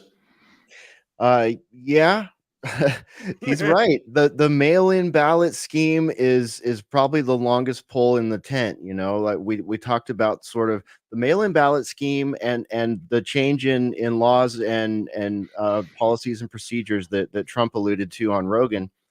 That's our biggest vulnerability. Or is it? Is the cyber our biggest vulnerability? You know what I mean? You can look at almost any one of these chains of vulnerabilities, these different threat vectors, and say, yeah, that right there is enough to sway an election. And getting, you guys were talking about Pennsylvania. Another couple people that I interviewed multiple times on TNT were Greg Stenstrom, again, another cybersecurity expert, and Leah Hoops. And she was a poll watcher in Pennsylvania. And, I think they were in the Maryland district of Pennsylvania, and they wrote a book called Parallel Election. And they talked about all the evidence that they stacked up and all the things that they submitted to the DA and to the court, and they run through the whole thing. It's parallel election is a great example of all the different threat vectors and the ways in which they can come up. Same with Garland. Back to Garland Favorito, voterga.org is where you can go to see his information. I mean, it's absolutely bananas. And just to switch slightly, talking about a potential Trump selection or election, whatever it is, I can't help but notice that, we talked about this on Boiler Room 2 weeks ago. There's a new Department of Defense document. It's DD 5240.01, and it basically gives the U.S. military permission to fight American citizens, which we have never had in this country before. And Whitebird in our Discord just posted this. Probably from looks like it might be from Reddit, out of the Olympia Reddit here, but it says yesterday, Washington Governor Jay Inslee activated the Washington National Guard units to be on standby for rapid deployment from November 4th to November 7th to assist law enforcement and state patrol with security issues. So I'm starting to wonder. Well, that's Seattle, Tacoma, Portland. So you're expecting it's expected, and maybe Los Angeles, Oakland, Philadelphia, bit of New York, maybe. That's normally where the pockets are. So that begs the question: are we being set up for a nationwide J6 that could be orders of magnitude more violent than we saw in the first part, in the first one? And this, the DoD Directive 5240.01, it states in there, I've read it. It states in there very implicitly that military forces, anything under the DoD, basically can be used against American citizens. So I got to wonder if that's part of the setup here. Yeah, I mean, that's on paper, by the letter of the law, that's worrying. National Guard units have been deployed in the past. Sometimes that's a good thing, that in terms of, creating stability, rather than having, let's say, oath keepers show up strapped, like for the photo op to get the membership dues. You know how that whole thing goes, Proud Boys and whatnot. So yeah, I'm a little bit concerned, Hesher, like yourself, about the potential for unrest, especially. And again, this goes back to the original conversation. I think we've all identified that slow walking votes is bad, and it creates problems. Those problems can spill out onto the street, and they can create political outcomes as well, different from those at the ballot box. And that's all comes from the process, the corruption of the process of elections that America has created. And this is what we've got. This is the problem we've got. My biggest worry is people are not identifying the right issues and the right problems, and all the attention is going to other things. And we can blame the media for that. We can blame our political pundits, our candidates even, and their surrogates for this as well, for not having their eyes on the ball. That digital ID thing scares me, what you said earlier, because then, Bilderberg was pushing this a couple of years ago, with Microsoft running the backbone for that, and ID 2020, Peter Thiel, Bill Gates. These are the J.D. Vance and Vivek Ramaswamy, the website Wonder Crowd. They will obviously want to, or their private equity friends and expertise, they'll want to run point on anything like that, because that's a big contract. Okay. Elon Musk will want to run point on that because it's a big contract. So, I mean, is that what we want going forward? I'm not sure if we do. But look, let's talk about the campaign. And I want to bring Basil in on this. I think if this is the right visual here, we've got a really strange situation. Let's admit it, folks. This is the first time. They parachuted in, at least it's the first time in recent decades, they parachuted in somebody to run on the Democratic side. And this is what Craig Murray tweeted, Basil. I want to get your comment on this. Craig Murray said, looking at Kamala Harris's campaign and wondering, has there ever been a presidential candidate who was not the star speaker at any of her own rallies? And as usual, Craig Murray does it so well and so eloquently, absolutely hits the bullseye. He's right, Basil. Kamala is not the headliner at any of her rallies. It's Obama. It's Michelle Obama. It's Bill Clinton. I've got a clip from Bill Clinton as well. It's going to shock and upset many people out there, but we have to play it. What do you think about Craig Murray's tweet there? Have you observed similar things, Basil? Yeah, the Kamala rallies have been celebrity heavy, but light on any policy. And Cardi B, one of the pop stars she wheeled out, was totally flummoxed when the auto cue stopped. She stopped speaking altogether for about a minute until somebody handed her a phone with the words she's supposed to be reading out. You know, it's all been very choreographed, very much about the mood music and the optics and, oh, look, we've got Beyonce on our side, therefore Kamala must be a wonderful person.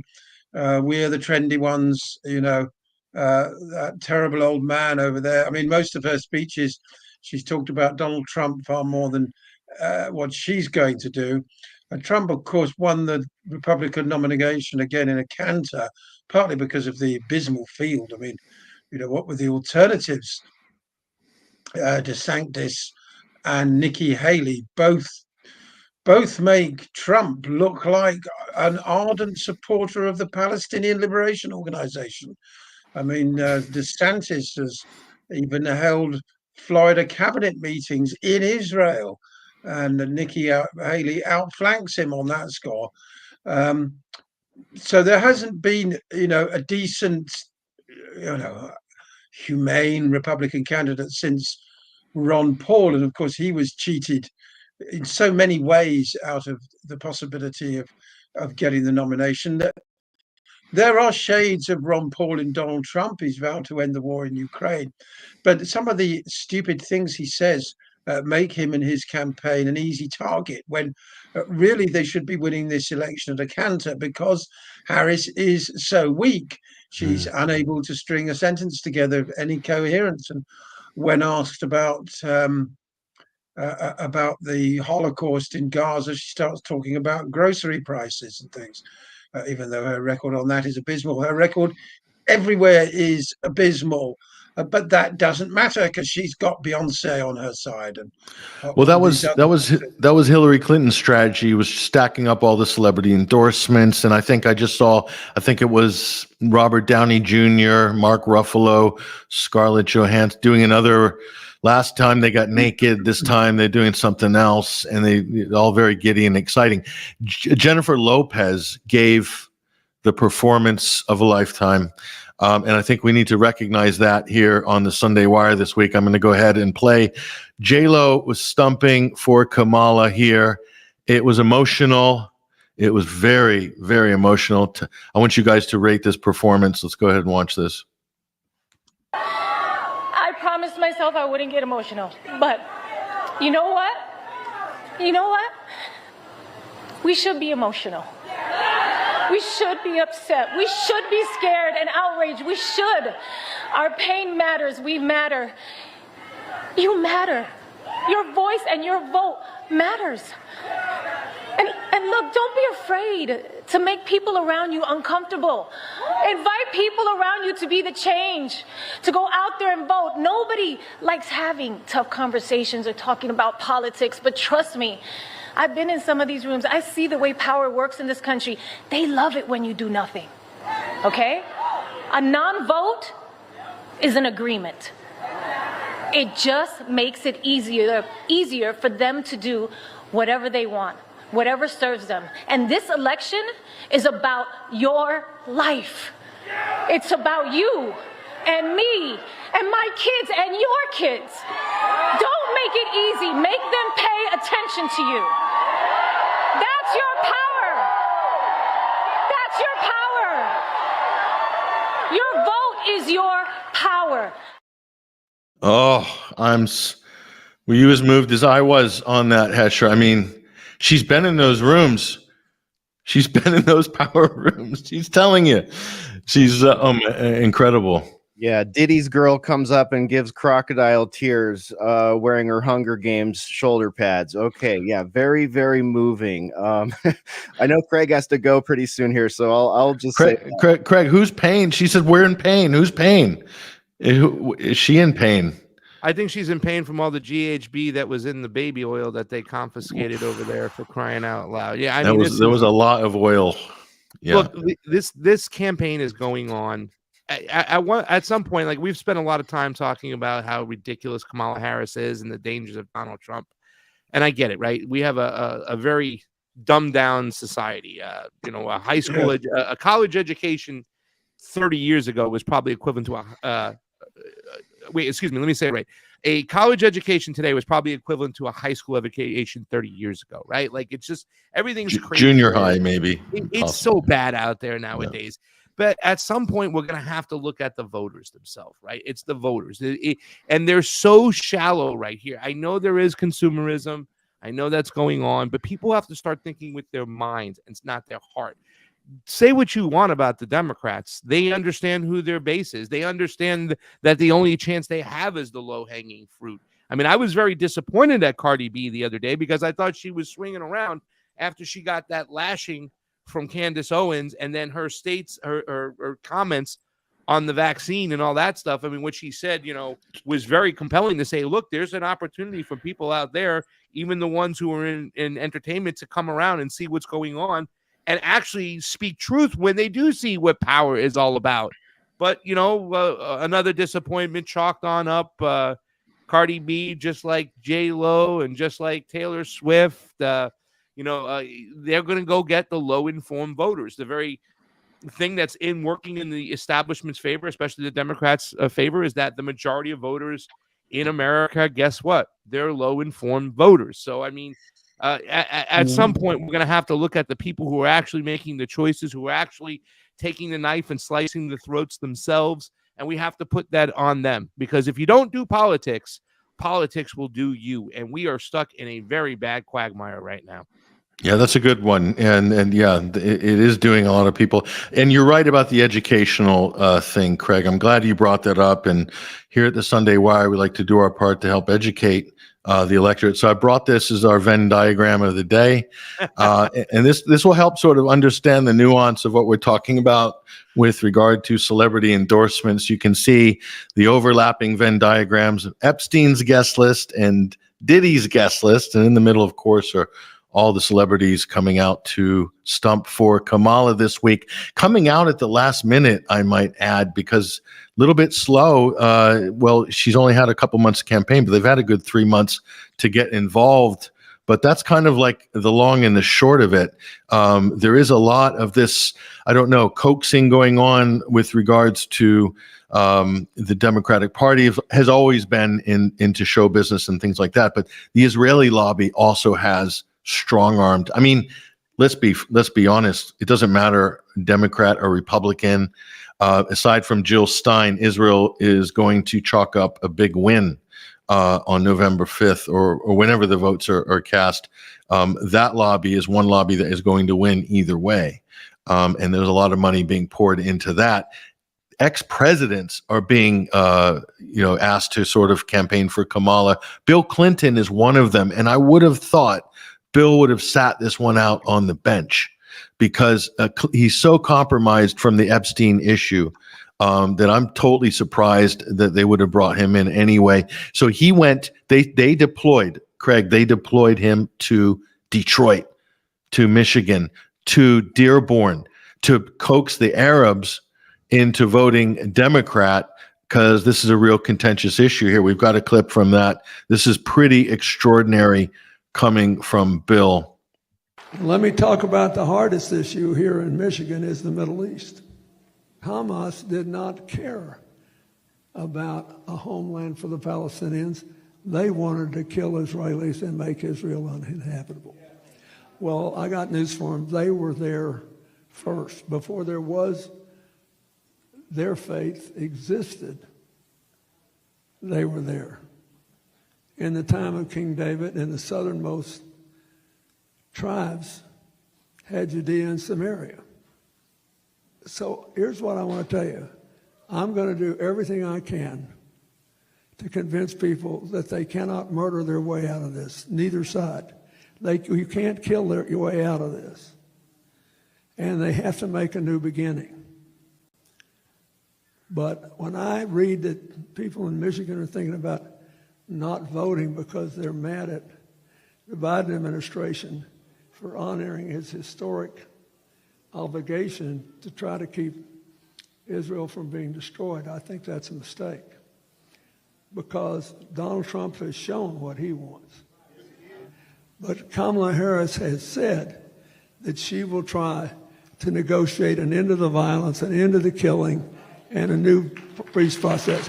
And that ought to be enough. That ought to be enough. That ought to be enough. Yeah. What's your reaction to that, Craig? The low informed voter, right? Like, at the end of the day, I mean, even some of the craziest people have made some of the sanest statements. I mean, Stu Peters was on Alex Jones talking about this at the end of the day. You can't hide the fact that this is American tax dollar funded war. The blood is on our hands, ladies and gentlemen, and we have to speak up against it. And, even from a simple point of view of property rights, right, where we talk about the Nakba, what happened in 1945, you don't even have to get religious here to throw some common sense, information into the game. But at the end of the day, it's what did I say, Patrick? The Democratic Party understands their base. They're going after the low-hanging fruit. They're going after the low-informed voters so they can throw out this craziness that Bill Clinton just threw out there. And, you want to talk about the ultimate form of fence sitting. Kamala Harris is working tirelessly or endlessly, I think AOC said, to end this war. No, they're not. She said plain and simple up front, Kamala Harris, they're going to get a check no matter. They have the right to defend themselves. They get a check, whatever they want. But I'm just going to say they should stop and consider the lives of the Palestinians. I mean, the fact that they're able to pull this off, it's just crazy. And Michigan is one of those areas too, as well, where the election system, how you vote, it's going to really change things up. And whether you like it or not, I'm kind of on that whole. I don't know if it was Hesher or Basil. I'm sorry, who said it earlier. You know what I'm saying? I'm not so much about Donald Trump winning. I just want to see the Democrats lose, and they should lose. They're overseeing this genocide. They're the ones driving the bus right now that should pay a price for it. So even if you send out crafty Bill Clinton to try to tongue twist some words, the blood is on their hands, and it's on the hands of Americans, and we need to really change course and bring some shine some light on this, what's really happening. It's happening every single day. I mean, that video we played of yours on our show, I mean, how long can the killing still go on? Now they're bombing towns in Lebanon, for crying out loud. And this argument that, well, once again, you'll always hear the argument about Hamas or Hezbollah thrown in here. If, in fact, they are hiding behind the population, does that still make it okay? Are American values, are your Christian values okay to say they can kill the people that are in front of them? I mean, this is madness. Oh, don't worry. We're working on it. We want a ceasefire. We want to bring the hostages home. We're really working on it. It's been over a year, but we're working on it. Just don't you worry. We'll send Blinken for another emissary visit there. Number 15. Here, just check this out. This is Janine Yunus. She's an absolute baller, amazing civil rights lawyer. She's also Palestinian as well. She said, or part Palestinian. She says, I have a few relatives who believe, as I do, that Israel is committing genocide against the Palestinian people, that the Biden administration has enabled it, and Harris has not distanced herself from Biden's policies. At the same time, they're excited to vote for her.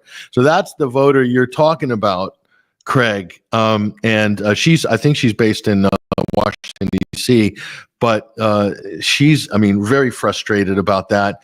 And it just shows you the habitual, habits that people, patterns that people fall into in terms of partisan politics. But can you imagine, having Palestinian family members and still Yeah. They're against the genocide, but they're still going to vote blue no matter what. But you're right, Craig.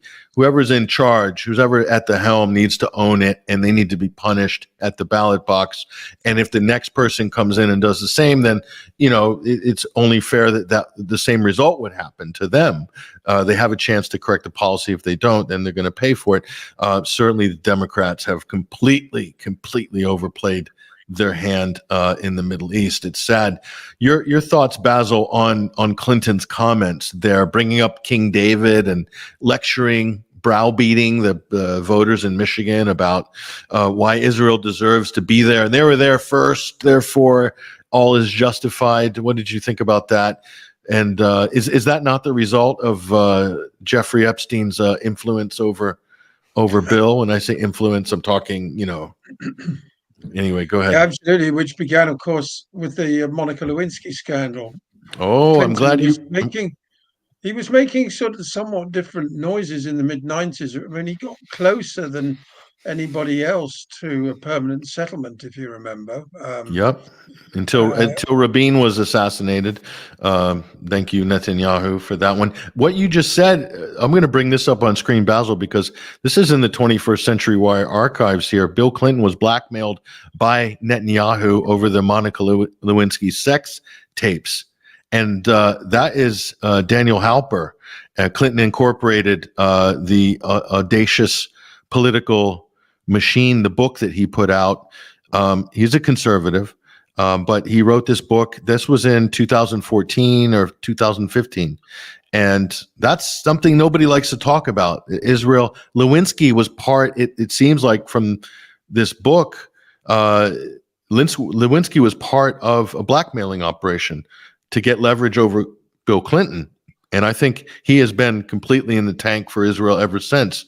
Your thoughts on that one, Basil, and continue. I think that's an anti-Semitic conspiracy theory, Patrick. It's as simple as that, Well, the author is a Jewish conservative, so I've just covered all my bases there. But go ahead. You're only saying that because you hate all Jewish people. That's why you're saying that. But I mean, the first thing that strikes one about Clinton is the sheer arrogance of it.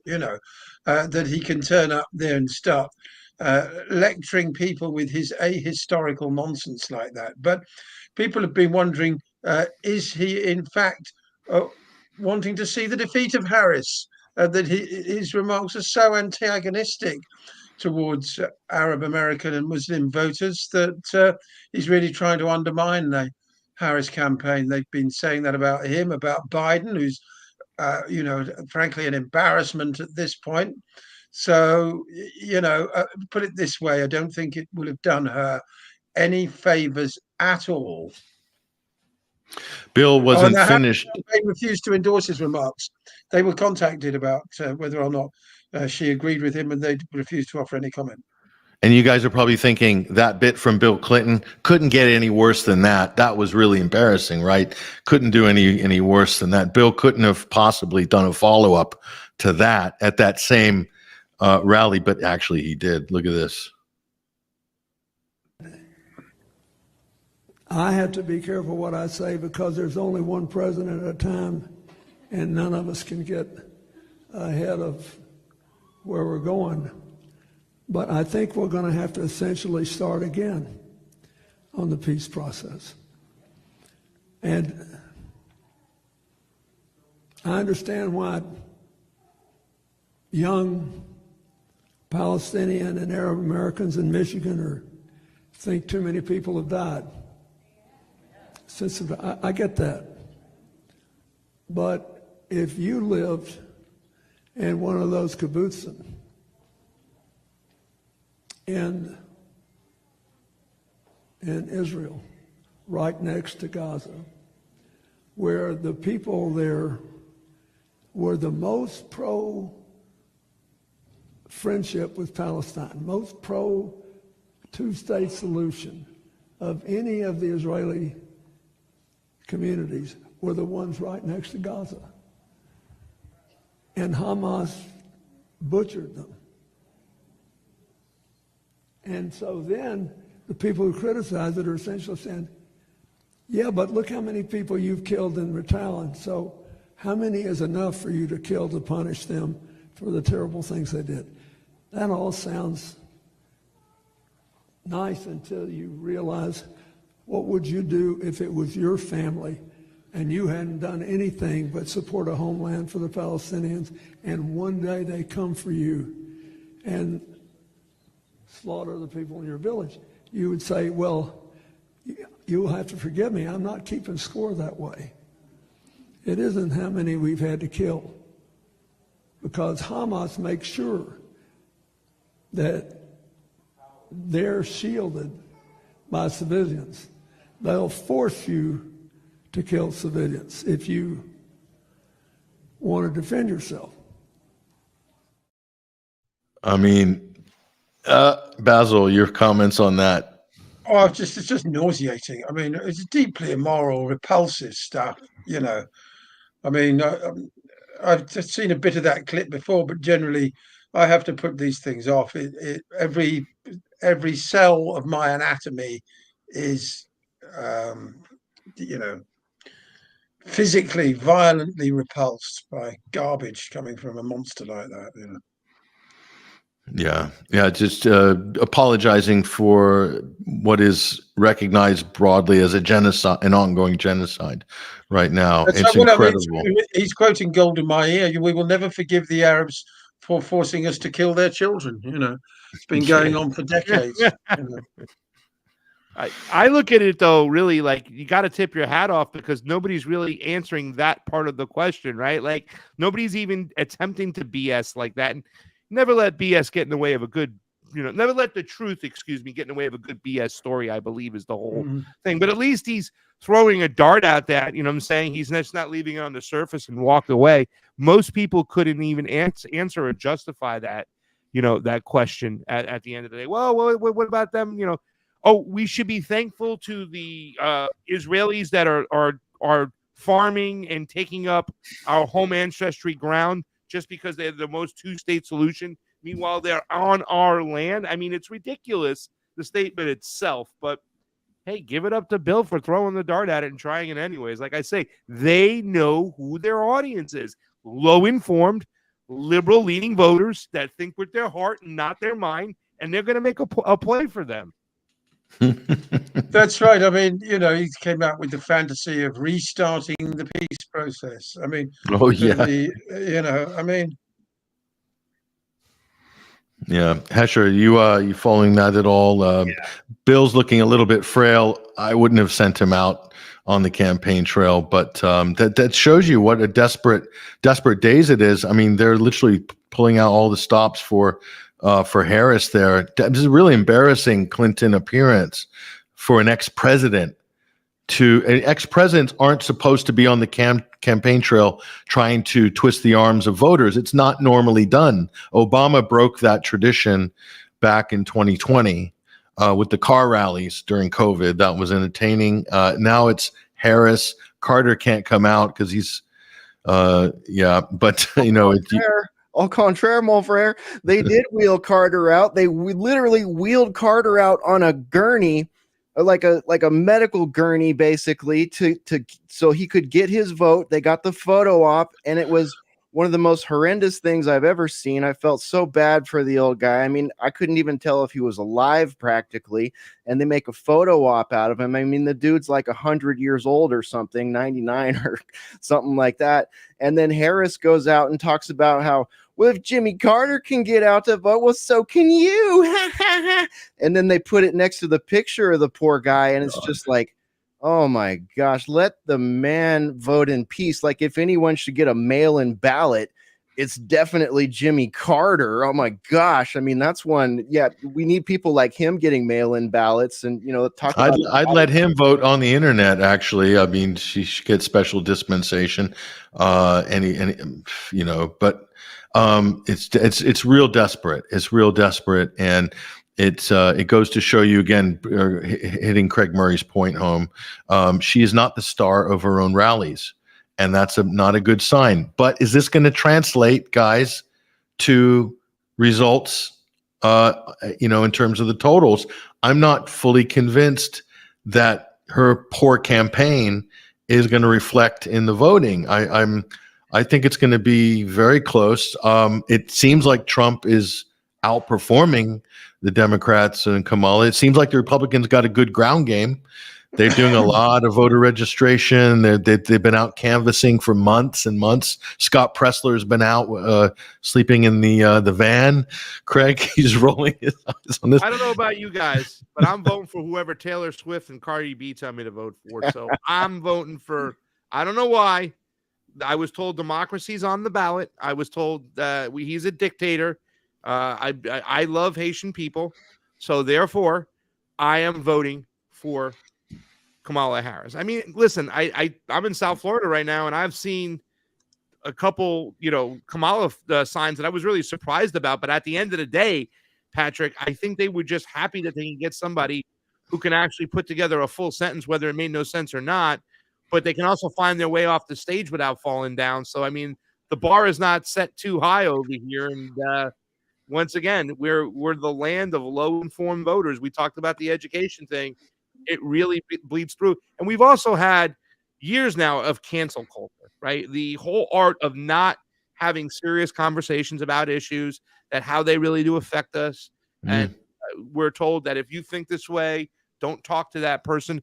And that's been very effective. At the end of the day, the social engineers behind the ruling class, they understand the American people. We are the most propagandized people on this planet. You can't convince me otherwise. I know I've only been to Latin America. I haven't made my way out to Europe yet, but I'm anxious. But the propaganda that's thrown at us, I mean, literally, they can tell you that up is down is up, left is right. One of the most confusing things I've ever seen in my whole life is I was part of the whole Bernie Sanders movement for years. I marched in the streets with nurses, and I marched in the streets with immigrants, and every leftist group you can imagine. The number one issue for those people in that Bernie Sanders movement, the progressive movement, was Medicare for all. They wanted everybody to have a right to have health care. They believe healthcare is a human right, right? That just on the surface. But yet, that same group of people that was considered their number one enemy, the pharmaceutical lobbyists, somehow got them all to believe that they're benevolent now, right? Got all the voters to think they're benevolent, and were able to sway them. The ruling class and the social engineers, they understand this. They understand what they're working with. And like I said in the beginning of the show, they're 3 steps ahead of us. So don't be surprised by so many people going out regardless. I mean, Kamala Harris didn't even have policies on her website up until just not too long ago. That's right. Single vote and one primary, even in 2020 when she ran, Patrick, she dropped out before California, like a week before California. And it's like, oh, she didn't get a lot of votes in California. She didn't even win a delegate. Yeah, but she dropped out. But all the ballots were mailed out in San Francisco, LA, and San Diego County a month before the election. So they would have already been sent in, the majority of them. And if she had any type of popularity, she would have had some delegates. She didn't get one. No. But that's what the ruling class will do. Hey, pleb, useless eater, don't tell us who you want. We'll tell you who you get. And if we say it's Kamala Harris, then it's Kamala Harris. We already showed you Joe the Zombie Biden, right? Which, by the way, to answer Craig Murray's tweet, what other person has not been the star of their rallies? Joe Biden was never the star of his rallies either, too. So we're already past that, Pat, and this is where we are today, my friend. Yeah, good. Well said, Craig. I don't know how much longer you can stay with us. I'm 5 minutes over.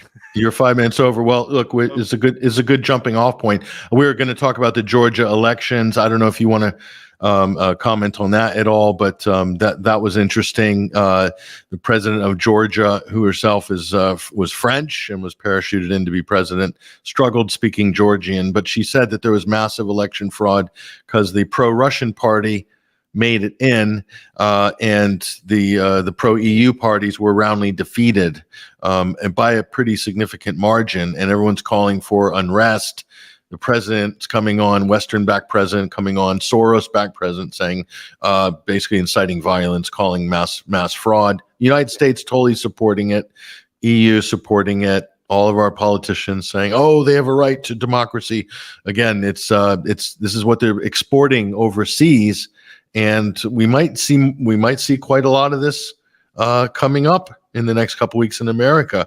So this Georgia scene was kind of a warm up, but it's definitely interesting. We tracked some of the operatives and the groups that they're working with and who's funding them. And it's a very interesting menage, if you will. I'll probably go into detail with that with Hesher and Basil. But listen, Craig, I really appreciate you joining us on the Sunday Wire right before November 5th. Important conversation. I think a lot of the points that you've made, and Hesher and everybody here, are going to be really salient points that are going to still be relevant going forward. So we'll see if any of these issues are resolved. We'll probably try to check back in with you after the election too. I'm sure there'll be plenty of stuff to chew on. But give us a big shout out before you go, Craig, on your programs, what other podcasts you're hosting, how people can find your work. Go ahead.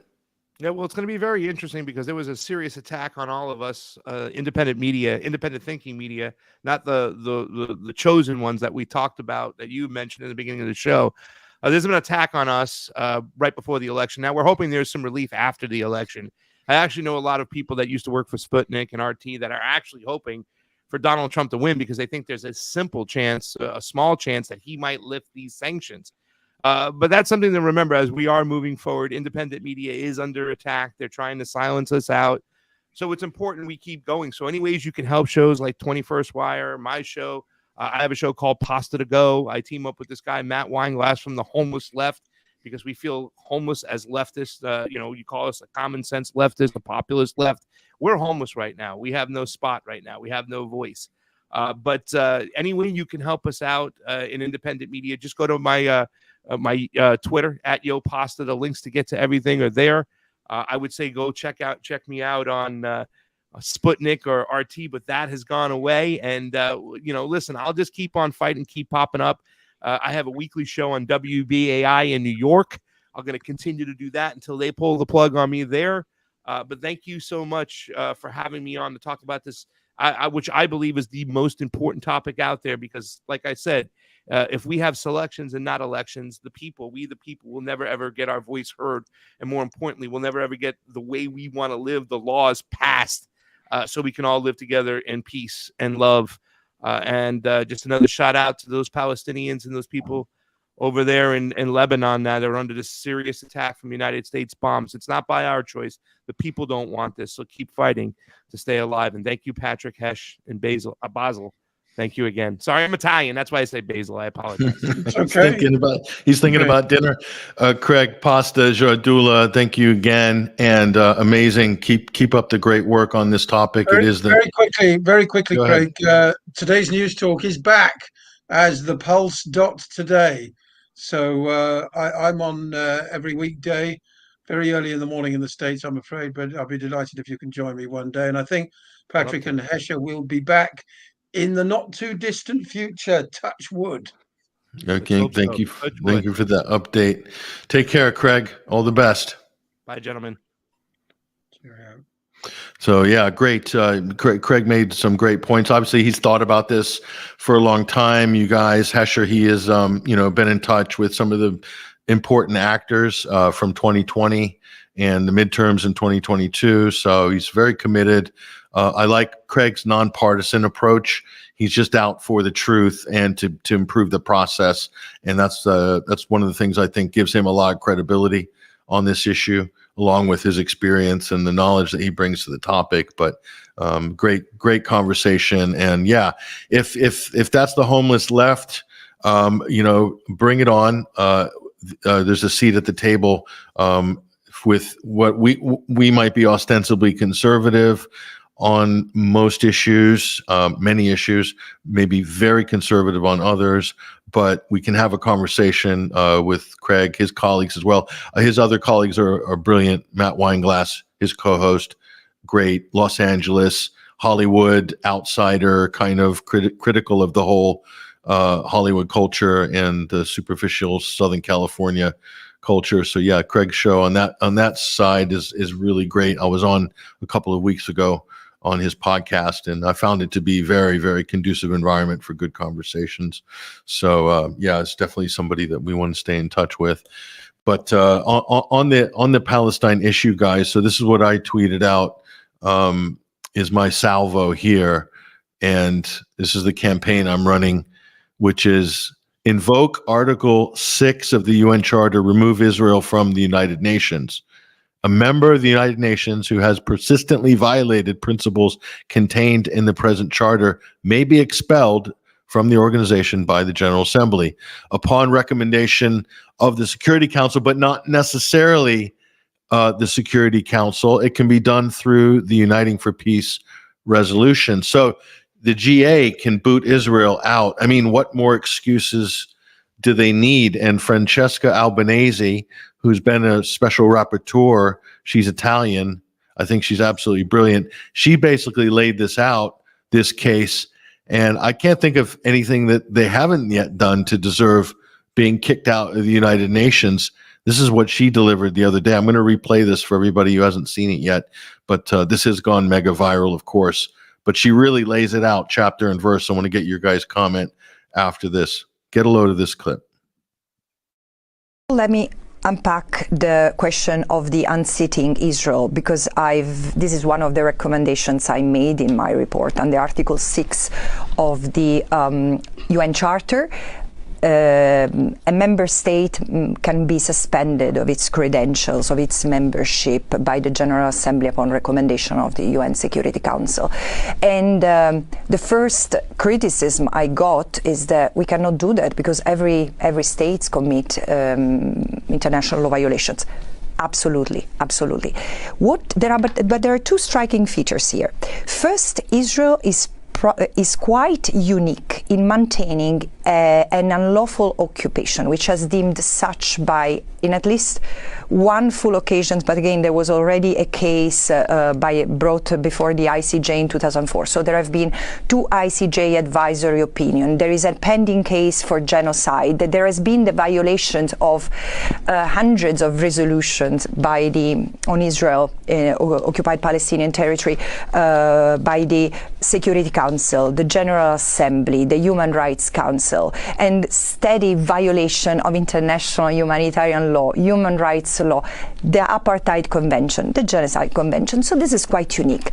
But all the more, this year alone, Israel has conducted an unprecedented attack against the United Nations. It has attacked physically through artillery, weapons, bombs, UN premises. 70% of UNRWA offices on UNRWA buildings, clinics, distribution centers have been hit and shelled by the Israeli army. 230 UN staff members have been killed by Israel in Gaza alone. UN peacekeepers in Lebanon have been attacked.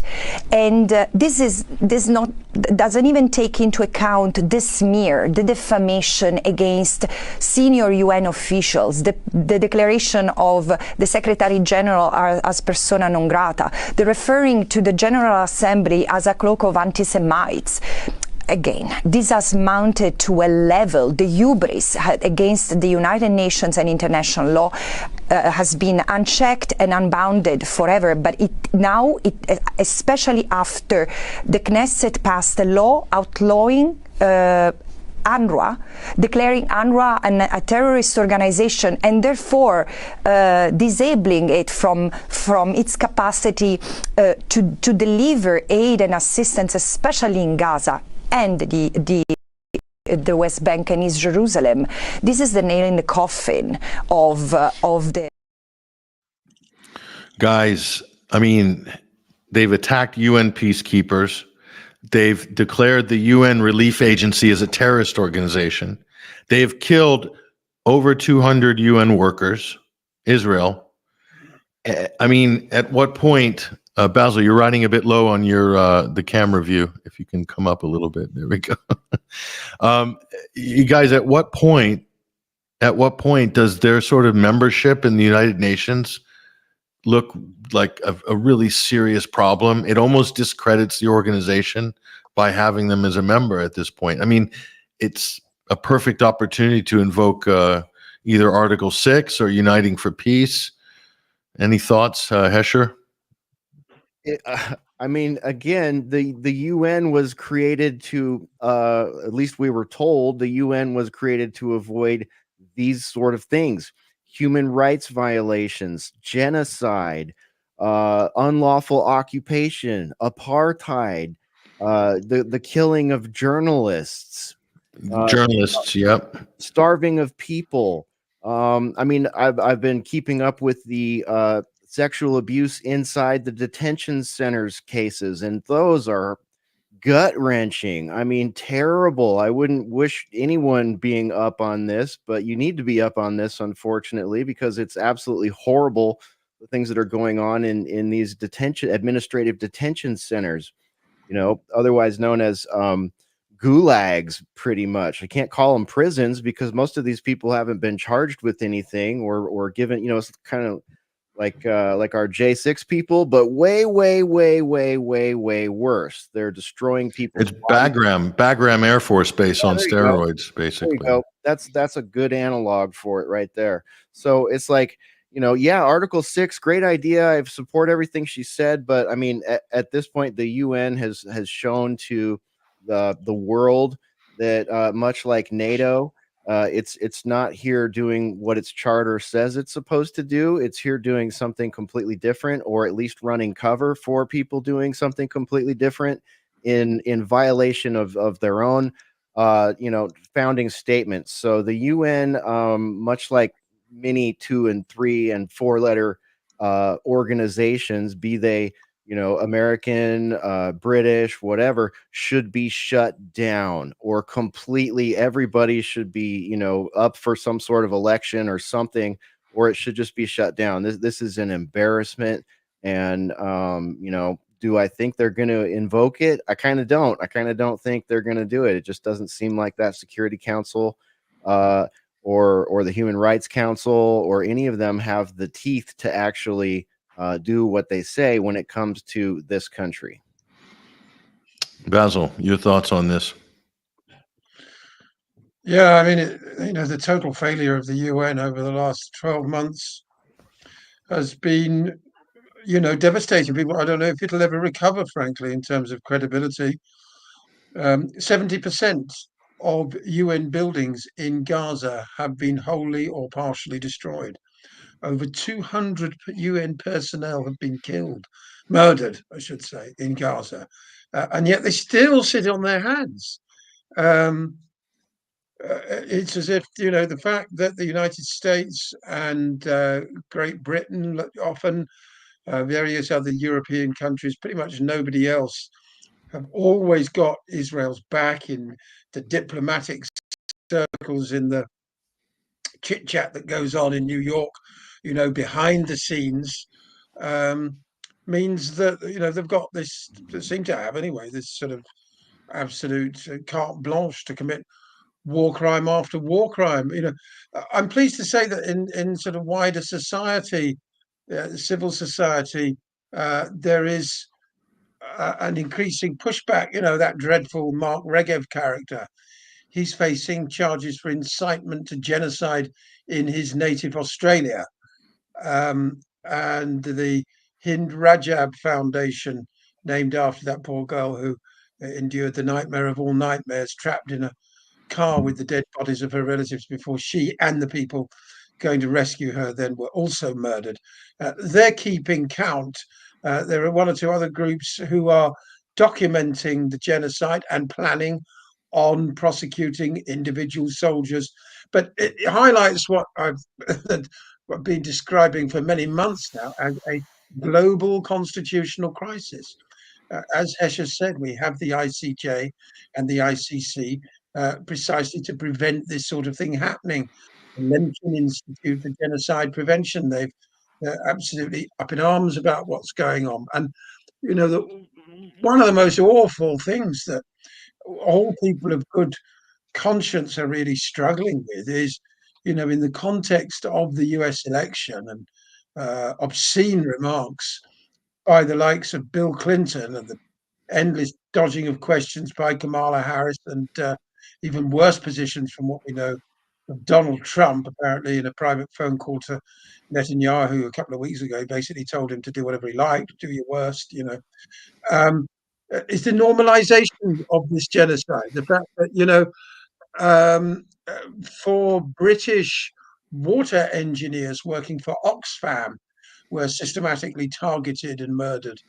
A couple of weeks ago, something that received no coverage in the British press, let alone any pushback from UK government officials, means that this mass murder has become normalised.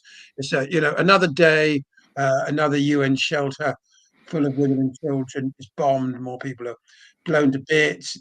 Hardly registers as a headline. And it's, as I say, a lot of people are finding it extremely challenging because the international institutions set up supposedly to prevent this kind of thing or deal with it have totally failed.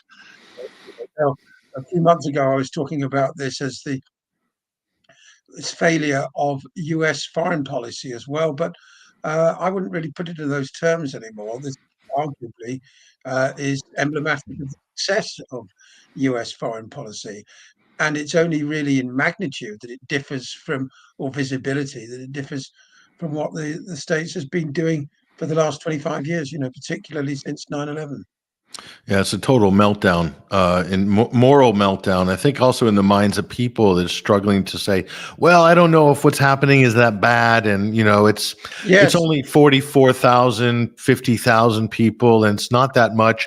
Robert F. Kennedy said more people died in other wars, so it's not a big deal kind of thing. And I'm just like, where are these people coming from? Like, especially if they're running for office, I don't think people like that should be anywhere near public office if their brain works like that. But that's the era we live in. People have just got this sliding, flexible, fluid version of morality and ethics that, unfortunately, it's become accepted. And people take their lead from the people at the top, and the people at the top are absolutely rotten on this issue. I can tell you right across the board, except for, I don't count the Green Party as anything like that's going to challenge anything. But Jill Stein picks up enough votes, she could damage the Democrats. Of course, that's not nothing in terms of she could. I mean, if it's a free and fair election, and we never know. I mean, it could be that as we speak, deep state operatives are busy programming the result of the Michigan vote already, and what people do between now and on next Tuesday is sort of totally irrelevant. Well, I don't think it's so much about the programming, although that's all a big risk and whatnot, but it's also the lawyers that are going to be filing injunctions, and there's going to be a lot of legal shenanigans going on, and it's some of this stuff might go right up to the Supreme Court. We might have a court deciding or not deciding, the result of an election. Again, it's happened before in the United States, at least once in my lifetime in 2000, and can certainly happen again. But just before we're going to wrap it up pretty soon, you guys, because we've had a good run here today on the Sunday Wire for sure. But Shea Bose filmed this in Georgia, in Tbilisi. And we did some digging on this. It's very interesting, but check this scene out. This is during the elections in Georgia.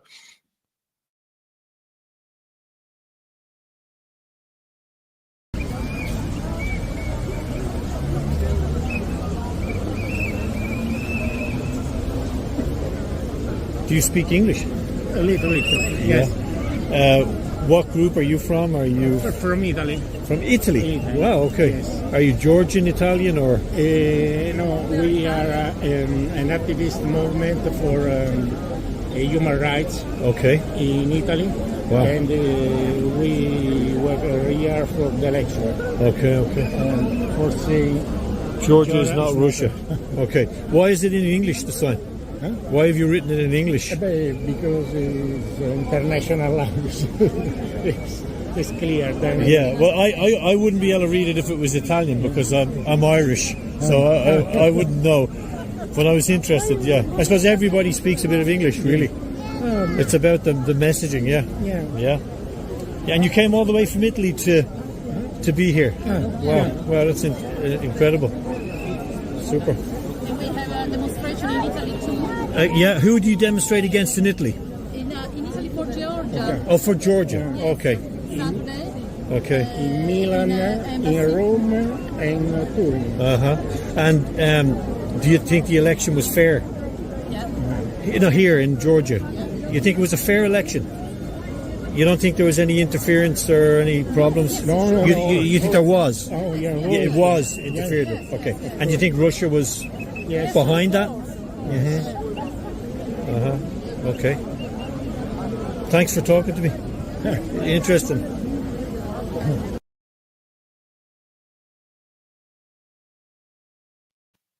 So we did little. Freddie jumped all over that. Freddie Ponton, our colleague, looked at the logo on the banner, Europa Radical, and he of course got the names of all these people here, led by Igor Boni and the colleagues there. And this organization, Radical Europe, like who are they? Who's funding them? Well, it didn't take long to do a little digging, and lo and behold, Europa Plus, Europa Radical, Grazie George. That's thank you, George Soros, and the former foreign minister, Emma Bonino. She's been lobbying for Israel to join the EU, as well as Georgia. So Israel is very much involved in a lot of this stuff. And that old trope that the Israelis and George Soros are somehow combative and on different sides of the fence, not true. That's one of the biggest tropes going. George Soros is very much involved in a lot of deep state activity. So that was very interesting. And by the way, this was a story that was missed. Biggest Mossad scandal in Europe in decades in Italy. They were spying on Giorgia Meloni's entire cabinet and gaining blackmail material. So this goes deep. It even goes into Vatican intelligence, Basil. There's more if you check out Freddie's thread. He's got some very interesting details there. But suffice to say, Italy supported Israel from the beginning of the October 7th thing, but Meloni stopped arms shipments to Israel on October 17th, 3 weeks ago. Surprise, surprise. And then this story breaks. It goes really deep, actually, and it looks like they were trying to get Russian compromise on Italy in order to keep it in line, something like this. So huge scandal. Have you guys heard about this in the U.S. press, Hesher, or has this one somehow escaped the headlines? It's largely escaped the headlines. I saw it because of great people like you and Freddie and a few others on X, but yeah. And funny how that works, right? You stop sending money there, and all of a sudden you've got an outbreak of Mossad agents trying to collect blackmail material. Does this feel familiar, anybody? I mean, friends of Diddy, friends of Jeffrey, Venn diagrams engage right now because that's how this works. So yeah, and when I was watching that footage, all I could think the whole time was, ask them what NGO is paying them to be here. Ask them what NGO paid for their flights. Ask them who made, but yeah, Freddie did the work, and there it is. And this is just yet another example of how the NGO network, the Soros network, the whole Atlanticist Five Eye network functions. It's not about conservative or leftist. It's not a right left thing. They'll go with either side, whatever works for them politically, whatever moves that piece on Brzezinski's geopolitical chessboard is the party that these NGOs will rush to support. So if CIA wants it, if Mossad wants it, generally speaking, they'll do anything to get it, and they use these NGOs to fund it and launder all the money. It's interesting evolution, Basil, here. These are former trade unionist Marxists who are pro-Israel, pro-genocide, pro-Ukraine, pro-NATO, and supposedly on the left. But it just goes to show you how warped things have become, Basil, hasn't it? Likewise, the Greens, they've the European Greens have 100% pro-genocide, 100% pro-war in Ukraine. Big divide with the American Greens, and to a lesser extent with the UK Greens. I mean, I don't know where these Anna Baerbock, whatever she's called. I'm not quite sure how this has come about. I've been talking about it with Dirk Polman on today's News Talk and the Pulse from time to time, this total usurpation of what used to be the pro-peace, left. I mean, it was even pacifist in the case of the Greens. Absolutely awful idea, the Israel joining the European Union. I mean, that's just about, so things got to be dismantled. They're not joining any more international organizations. But I mean, that, come back to it, is one of the very, very few things to have come out of the horror of the last 12 months at such an enormous cost, is that it's much more, far more people are now starting to say that the genocidal, fundamentally racist, rapacious, thieving, increasingly people using words like demonic to describe this. The whole thing's got to be dismantled. It's as simple as that. The world can't coexist with a homicidal maniac in its midst that seems to think it's got the right to murder countless thousands of innocent civilians, anybody who gets in its way in Lebanon, Syria, wherever it likes, it seems. So that's been a sea change, really. If you'd said, in September of last year, you wanted to see Israel dismantle, but it's an increasingly widely held position, and it's one that needs to be articulated more and more directly in front of the deluded morons still talking about two states and all the rest of it. Well, who's leading that conversation is historian Ilian Pape, professor at Exeter University, who you met and saw speak at Port Elliot Literary Festival a few years ago. He said that what's going to come out of this is the dissolution, the disintegration. He used the word disintegration of the Zionist project, the State of Israel.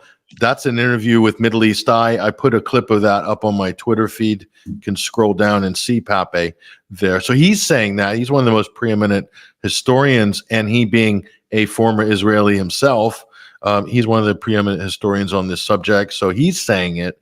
So I guess it's safe for us, Gentiles to weigh in on the topic, but for it's failed states zone that they're drifting into the failed state zone, and it happens in history. It happens a lot, and when you see this craziness from the government there and no regard for human life, then you're going to get into failed state territory, and this is what is happening right now to the state of Israel. Guys, a couple minutes left. I want to get your final predictions for the election on Tuesday. I'll start with Hesher and then ask Basil. What do you think is going to happen, or what do you expect to happen? Doesn't have to be the result you're predicting here, but just generally, what are you anticipating happening? Hesher, go ahead. I'm expecting a lot of hyperbolic rhetoric. I'm expecting the people in the black balaclavas to be out and about with their sticks and their milkshakes and all that kind of stuff, their pepper spray.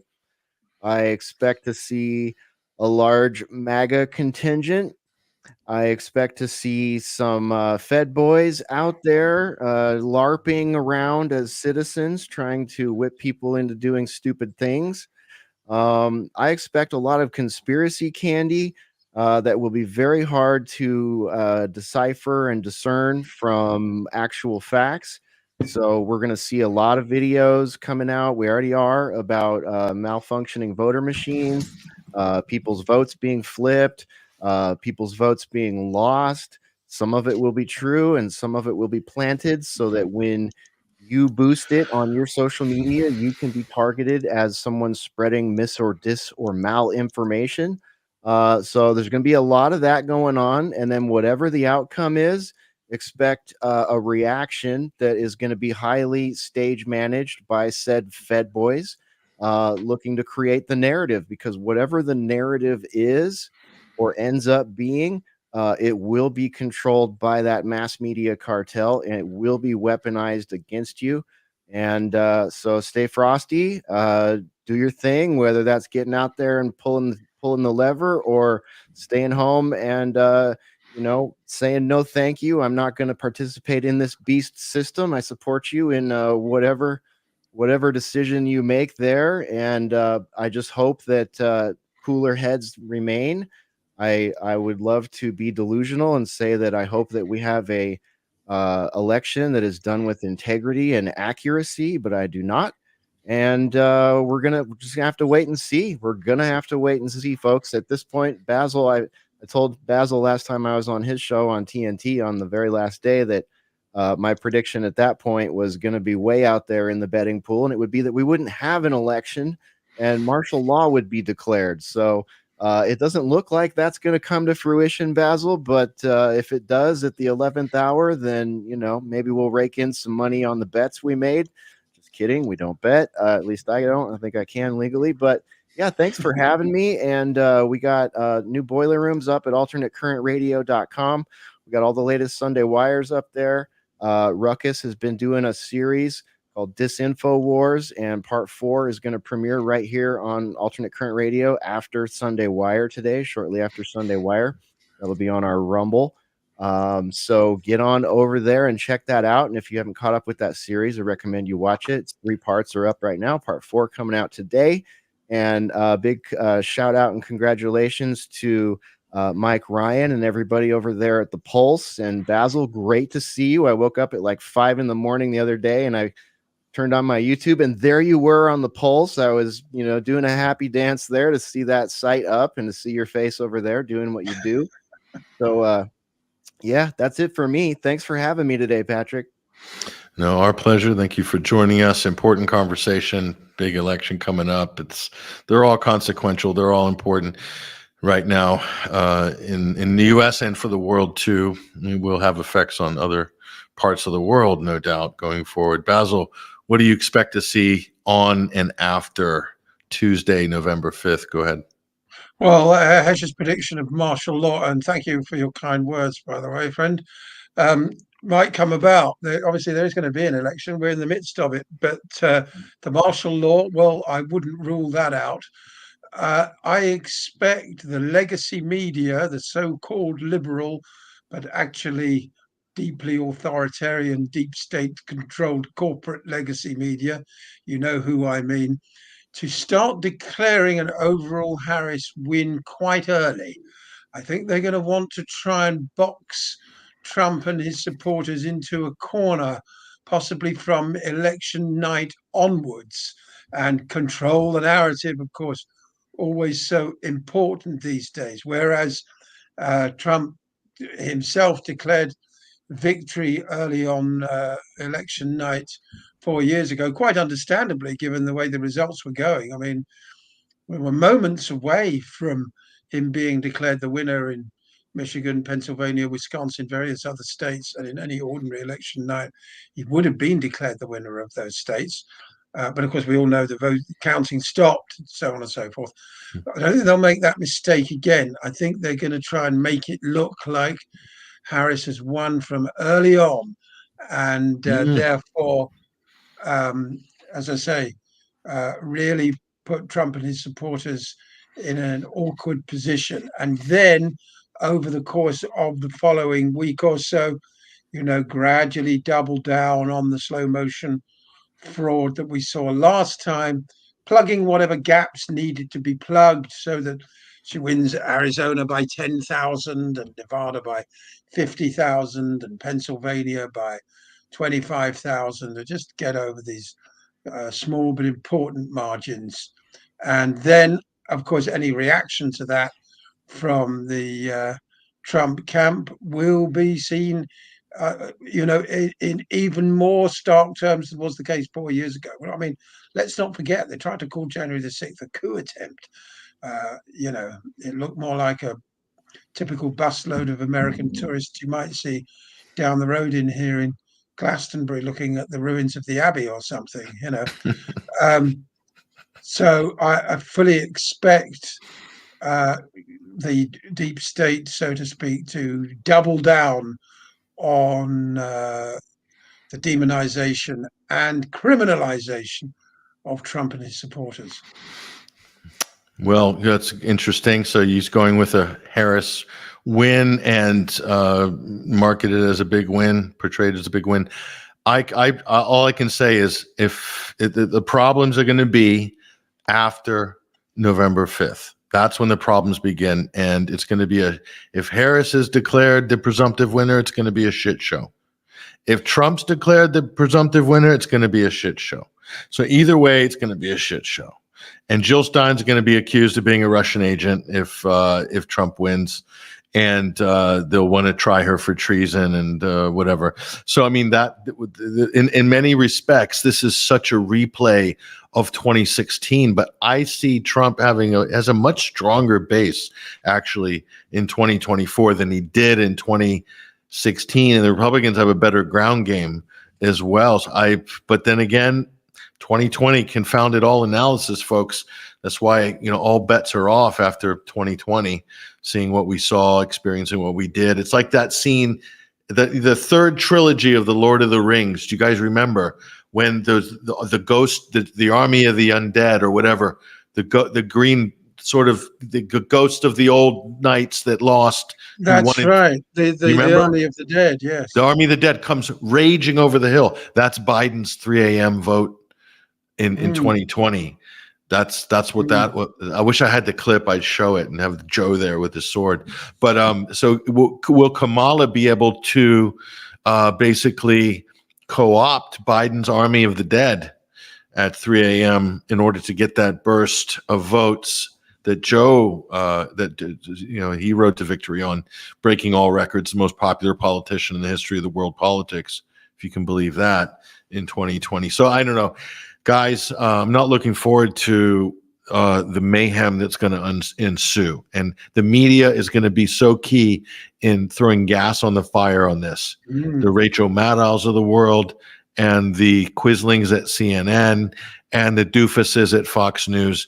Between those three major networks in the U.S., we haven't got a hope in hell because it's staffed and run by some of the biggest idiots and narcissists you can possibly assemble. Anyway, so we'll be here. We'll probably give some post maybe on Sunday, maybe next week, hopefully, if the world hasn't gone up in flames by then. So I'll keep an eye on you guys. I'll keep a little bit of a line of communication and make sure we're all okay after the election. All right. So check in on our buddies. Everybody out there, check in on your buddies. Thank you, Hesher. Thank you, Basil, for joining us for an epic Sunday Wire. Really appreciate it. You guys have been amazing. And once again, yeah, folks, it's going to be crazy. I'm not going to lie to you. It's going to be mad. So how mad is it going to be? Just try to stay calm. Don't get too caught up in the drama. At the end of the day, the presidential election, it is consequential, but we will survive no matter what politician gets installed in the White House. We're going to survive. Actually, the congressional and Senate races are probably more important, at least in the short term from a legislative point of view. So don't lose track of that. There's loads of seats up for grabs in the U.S. Senate, and that's going to determine a lot. So anyway, we've got all that to deal with. And big thank you to Craig Pasta Jardula, who is our very special guest this week. Craig has been brilliant on this topic for so long. We're very privileged to be able to talk to him as well. And so it was great to have him on the program as well. So anyway, look, that's all we got time for. Appreciate you guys on X, YouTube, or on Rumble as well. There's been some bugs on Rumble. Sorry if our live streams haven't been activated there. Rumble's got some issues that they haven't sorted out. It's not our fault, so we'll blame Rumble for that. Hopefully they'll sort it out at some point. But we're getting great traction here on X, and of course, getting a great chat room activity as well at 21st Century Wire. Hope to see you guys at our next do. Take care. All the best.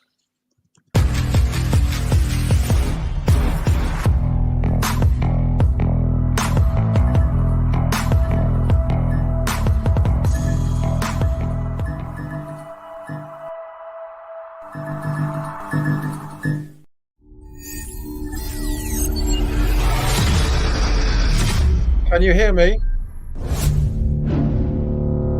Hello, guys. Hello, guys.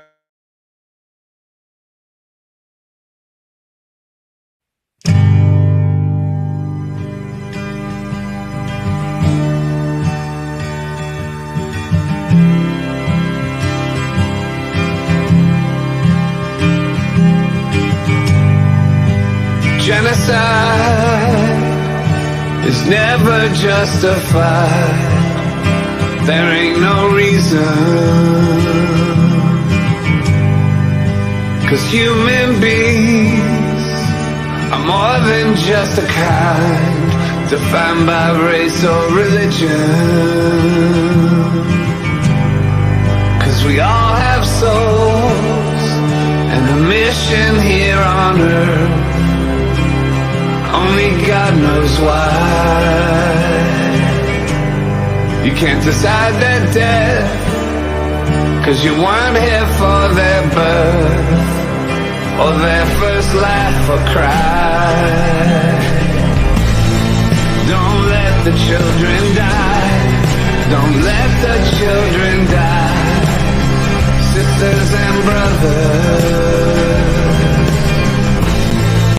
we know it's wrong when we see their fathers cry with their mothers. Genocide is never justified. There ain't no reason. 'Cause human beings are more than just a kind, defined by race or religion. 'Cause we all have souls and a mission here on earth. Only God knows why. You can't decide their death, 'cause you weren't here for their birth or their first laugh or cry.